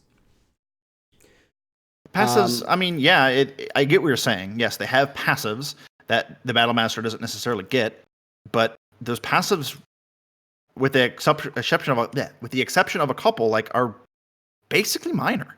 Like, they're not. I would not call any of them minor. That's for goddamn sure. I mean, the passives, really? I would argue maybe the one you could call like minor is the poison resistance, just because a lot of other races get that. But other than that, I think I would think you'd find uses for, like, a lot of those have advantage and things, not just like double proficiency like some of the other stuff. Yeah, but like Kurry pointed out, most of those things are getting an advantage on are things that you're most likely not going to use either as often, or you're going to have a low stat to begin with. So yeah, it's a bump, sure, but it's not nothing game breaking. I really don't think. Yeah. Also, another thing to keep in mind is, much like infusions from the Artificer, these don't necessarily have to be things that you are using. You can infuse these. You can put these runes on somebody else's armor or weaponry, and then they're getting those. Yeah, but fuck the rest of your party. Yeah, why would anybody do that? Obviously. Not gonna fuck do those that. guys. But much like the Battlemaster and stuff, that's stuff that you are using all of the time, and these things you might not ever be using. You know. I will definitely run. Sure. I think by itself, I don't think this is the 3rd level by itself is not game breaking. I still think it is the strongest subclass by far, because you're getting strong. Sure. The proficiencies I don't know if it's are the not strongest. major, 2 runes and the free 2 times enlarge per day. Pretty good. But especially, with the actives on the runes, like an Eldritch Knight, for example, is going to get spells that he's able to buff himself or whatnot, that are basically limited to spell slots, which are, keep in mind though, there's day. not a lot of early level spells, at least that I can think of top of my head, that are buffs. It's mostly going to be some utility. Like, Kurry, you played an Eldritch Knight briefly. Most of your early level spells are mainly like Chromatic Orb and like those sort of like different damage for like range and whatnot. Right. There's like, you have Shield, which is fine, but a lot of those are either attack rolls or saving throws, which the runes don't generally have. Yeah, they are, and like a lot of the spells you get for the Eldritch Knight were an action, so you're doing it instead of your attack. Well, almost everything is bonus action here. Everything's bonus action. There's a couple bonus actions and reactions, but honestly, you don't really spell cast that much as a Eldritch Knight too often. Use a cantrip to attack, but I'm not doing 3 attacks now. Yep. It doesn't make sense to do that. Would simply changing the bonus action to invoke the runes to an action, would that fix it in your mind? I would say that would probably, I think that would put it on par with other things. I think that would put it on par with Eldritch Knight as far as like action economy goes. I would say that would be not terrible. I would probably say that would fix it in my mind to be happy with it as is, without any other major finagling. Well, that's just a suggestion. Obviously, there's all things, but let's go ahead and keep going because we're already going forever. Let's read the rest of the abilities because they're less wordy than that particular ability, and then that way we can give our final gets much more simple. And wrap up here. 7th level is defensive runes. When another creature within 6 feet of you is hit by an attack, you can use your reaction to give a bonus to the AC equal to your 1 plus intelligence modifier. And you gain a third. So that by itself, before I get into that by itself, not that like it's pretty good. It's kind of like the War Mage where you can use your like plus proficiency to your AC, but just for yourself. This is nice because 6 defeat's pretty far. It's to allies, but it's using a reaction which you're using for a lot of other rune abilities. So there's kind of some, debate on what you might want to use. So I like that. But you're getting a third rune, which again you get to use. There's no like limit on as once you know it, you can have all 3 active, which means you now have 3 passives, and each can be used once per short or long rest, which can be pretty frequent. But on that's all you get for 7th level, which compared to some of the things you get, it's not terrible if you don't consider stuff beforehand, I would say. 10th level, you get Great Stature. The magic of runes permanently alters you. You get you're 3d4 inches taller, which, that's just flavor. Flavor. But your wait, hold on a second. Oh, interesting. Oh no, I completely misread something. I thought that so the giant might feature, the basically free and large you get increases to 1d8 rather than 1d6. Which, if it were me, I would be more effective than a normal and large spell as far as damage is concerned. Which I don't know. I'm debating if I would maybe see it be 1d4 to start, so it's just enlarge and then up to d6. But I don't know. I think it's perfect as is, honestly. Yeah. You then get a 4th rune. You now have 4 passives and 4 that can be activated once per short rest. Okay. This is. I think I might start to see a little bit of your point here, but I think. Okay, continue. Of passives. That's a lot of passives. Yeah. At 15th level, you get Rune Magic Mastery. You can invoke each rune twice per short or long rest. And you get a 5th rune. You now have 5 passives, and each one can be bonus action or reaction used twice. Okay. I see your point now. 18th level, you get Blessing of the Allfather. You learn how to share your rune magic with others. When you use a giant might feature, you and one other creature gain the benefit, which I really like. I think that's just pretty badass. You can enlarge yourself and one other person. I guess for some reason, even though it's on the bottom of each ability, I just kind of ignore the fact that you're getting so many more runes and then forgot that, I guess you could technically have 5 passes on you. I think there's an easy fix to this, though. There are 6 runes total, by the way, so you are getting all but one. Okay. I think there's an easy fix to this. I think you compare it to the Arcane Archer, which is recently released in Xanathar's, and they have their Arcane Archer shots, obviously, but they only get 2 uses per short rest. Why don't you just limit it to, you may know up to 5 runes, but you can only have 2 active. That would be... That's what they're doing, because they say it can only be like on a weapon or a piece of armor. That doesn't mean like you could put it on your shield. Oh, then I'm putting one on my helmet. Oh, then I'm putting one on my codpiece. But it doesn't. I don't think you have to be using it. Yeah, and I would say if you want to put one on your boots and one on your shield and one on 2 different daggers and... No, seriously, you don't even have to, like... I would count your armor as all one thing, so your helmet and your chest isn't different, but it doesn't say to be wielding it. You could have, like, 6 daggers in your backpack that are have runes. That's true. And it still counts. That's true. Either way, there's a way to game it. Half your movement to swap out a weapon, but... I don't think you need to, though. It says it's just... it has to be when you finish a long rest, you can touch a number of objects. Yeah. The wording is you need to have it on your person. They don't have to be equipped. So to invoke the rune on your dagger, you don't have to be holding it. It just has to be on your person. Yeah, they need to change it to that. It has to be something you're actively using. That, or like I said, or just make it so you know the runes, but you can only have 2 active. So therefore, you're only going to have 2 passives anyway. I think... I kind of like... I probably want some mix of them. I would say for Kurry's idea, that does mean you'd be limited. Like, well, I can only hold so much. So that forces you to give it to other players to, like, spread out the bonuses, which would be nice. But I still think having 5 throughout the party is still pretty good. Because that's pretty strong. What keeps you from giving the advantage to sleight of hand and deception to the rogue of the party? And, like, you just always have advantage. I think the way I would balance it out a little bit more is to make them giant runes that weigh 150 pounds each. Go ahead, give that to your rogue.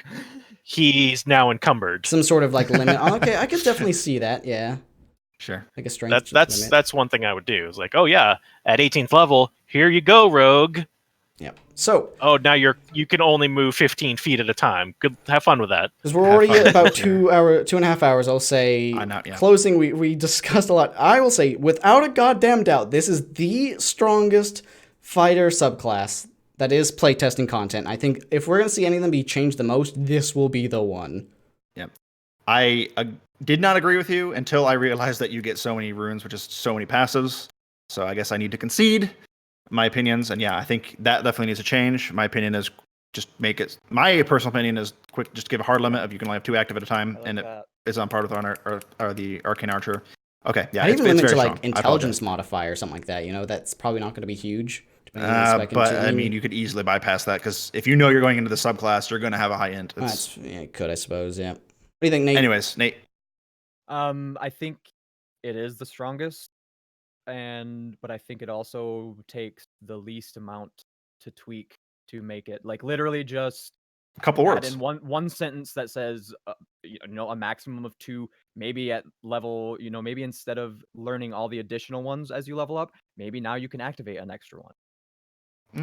Okay, something like that. But also I understand there's a lot of subclasses. They can only do so much. I really don't like how much overlap it has with. I really don't like when subclasses overlap a lot with things. You want them to be unique. They are different classes. They are different subclasses. Like that's the reason that there's a class and then a subclass. They should be by far unique compared to other things. I mean, that's why that does make sense. Maybe this will be a whole episode of its own, but like why we have an issue with Mystic, and let's not fucking get into that. But well, that's not published, so I don't think we need to talk about Mystic until if it ever comes. But a lot of these are like really cool again. Oh yeah, flavor, I will say, beautiful. Learning this shit from ancient giants and like really having runes in your weapon. Yep. I mean, I know BB, you're a sucker for Vikings. I could easily see some sort of like non-barbarian character for a Viking that is some sort of like shaman or like like seer type that uses runes for their strength rather than being just a brute. It's very possible that my love for Vikings made me bias and love this class more than I should have. Yeah. But we won't. That's neither here nor there. What do you think, Kurry?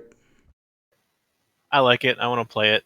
I'm sure you will. Leave it as is. I want to play it. Let's get another campaign going. Let's just do it this way. Fair enough. Anyways. Okay, so real quick, because I said I was going to do it and didn't.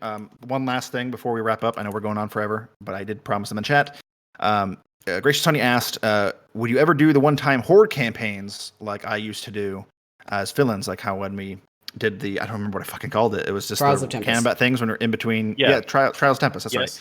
Yes, please. Like I would love to. I just don't have time. Those were a lot of fun, actually. They were a ton of fun. I just don't have the time to do it. My current job situation is hard. But I mean, honestly, if any of you guys, if Nate ever wants to jump on the stream thing. Another question that Gracious asked if I would be willing to DM, and then Kurry responded if I would be willing to stream some games. I totally would. I would be more apt to stream one shots or stuff like that than full campaigns. So stay tuned. Maybe you'll see more of that. I would love to. I would love to see more of that stuff. It's just, unfortunately, we have lives that conflict with we've already had to reduce our weekend games to doing one a week because of schedules. It's just unfortunate. I'm looking at kind of trying to expand that if at all possible, just because. I would love it. Now that I just wish I had me time. and Kurry are on our like time schedules that are pretty solid now, we can kind of move around that a lot easier. So yes, please. I would love that. Something out. I would love to see more Trials of Tempest because that was fun. Just like battle royale, starting with like nothing, starting with like wooden weapons and stuff. So maybe that at some point. That was cool stuff. But that was the Discussioneers. Thank you all for listening. Thank you all for watching. A very long episode. Expect future episodes to be much shorter. Yeah, I want to keep it within like an hour and a half. Obviously, this one is longer because not only did first player intros, but also DM first times, which we're not going to be doing because I don't think that many other people that I can think of off the top of my head in the Dungeoneers have actually DM'd before. So it depends on our guest, but we'll see. Yeah. So expect it to be a little shorter, but for an intro, we had to get through a few things. Me and BB didn't end up in a fist fight over Rune Knight, which is impressive. I admit I was wrong. I didn't realize how strong it was. Yeah. So, thank you all again. We will of course be back next Sunday for the next episode of the Discussioneers, or who knows what cast we'll have. We'll let you know at some point. Who knows what topics we have? Yeah. I do know one topic, and that's the previous Unearthed Arcana before this, but hopefully what was the previous one? We'll get it on time. Astro Monk, was it? Was that the last one? No, that was the first one. I think the last one was the Wildfire Druid, the Twilight Cleric, and something else. Good stuff. There'll be a good discussion on that one. Definitely. But yeah, we of course will have our usual shows on Saturdays that I'm not going to bother saying what the next one is because, again, this is going to be uploaded to other places and time is an illusion. But thank you again. Make sure to join the Discord, which is below. We have a new channel now for podcast questions, so we've already been kind of taking them from chat, but if, for next time we go live, you want to get it already in, you can send one in there, and we will save it for the next time to answer then. Absolutely. But until next time, keep the discussion going.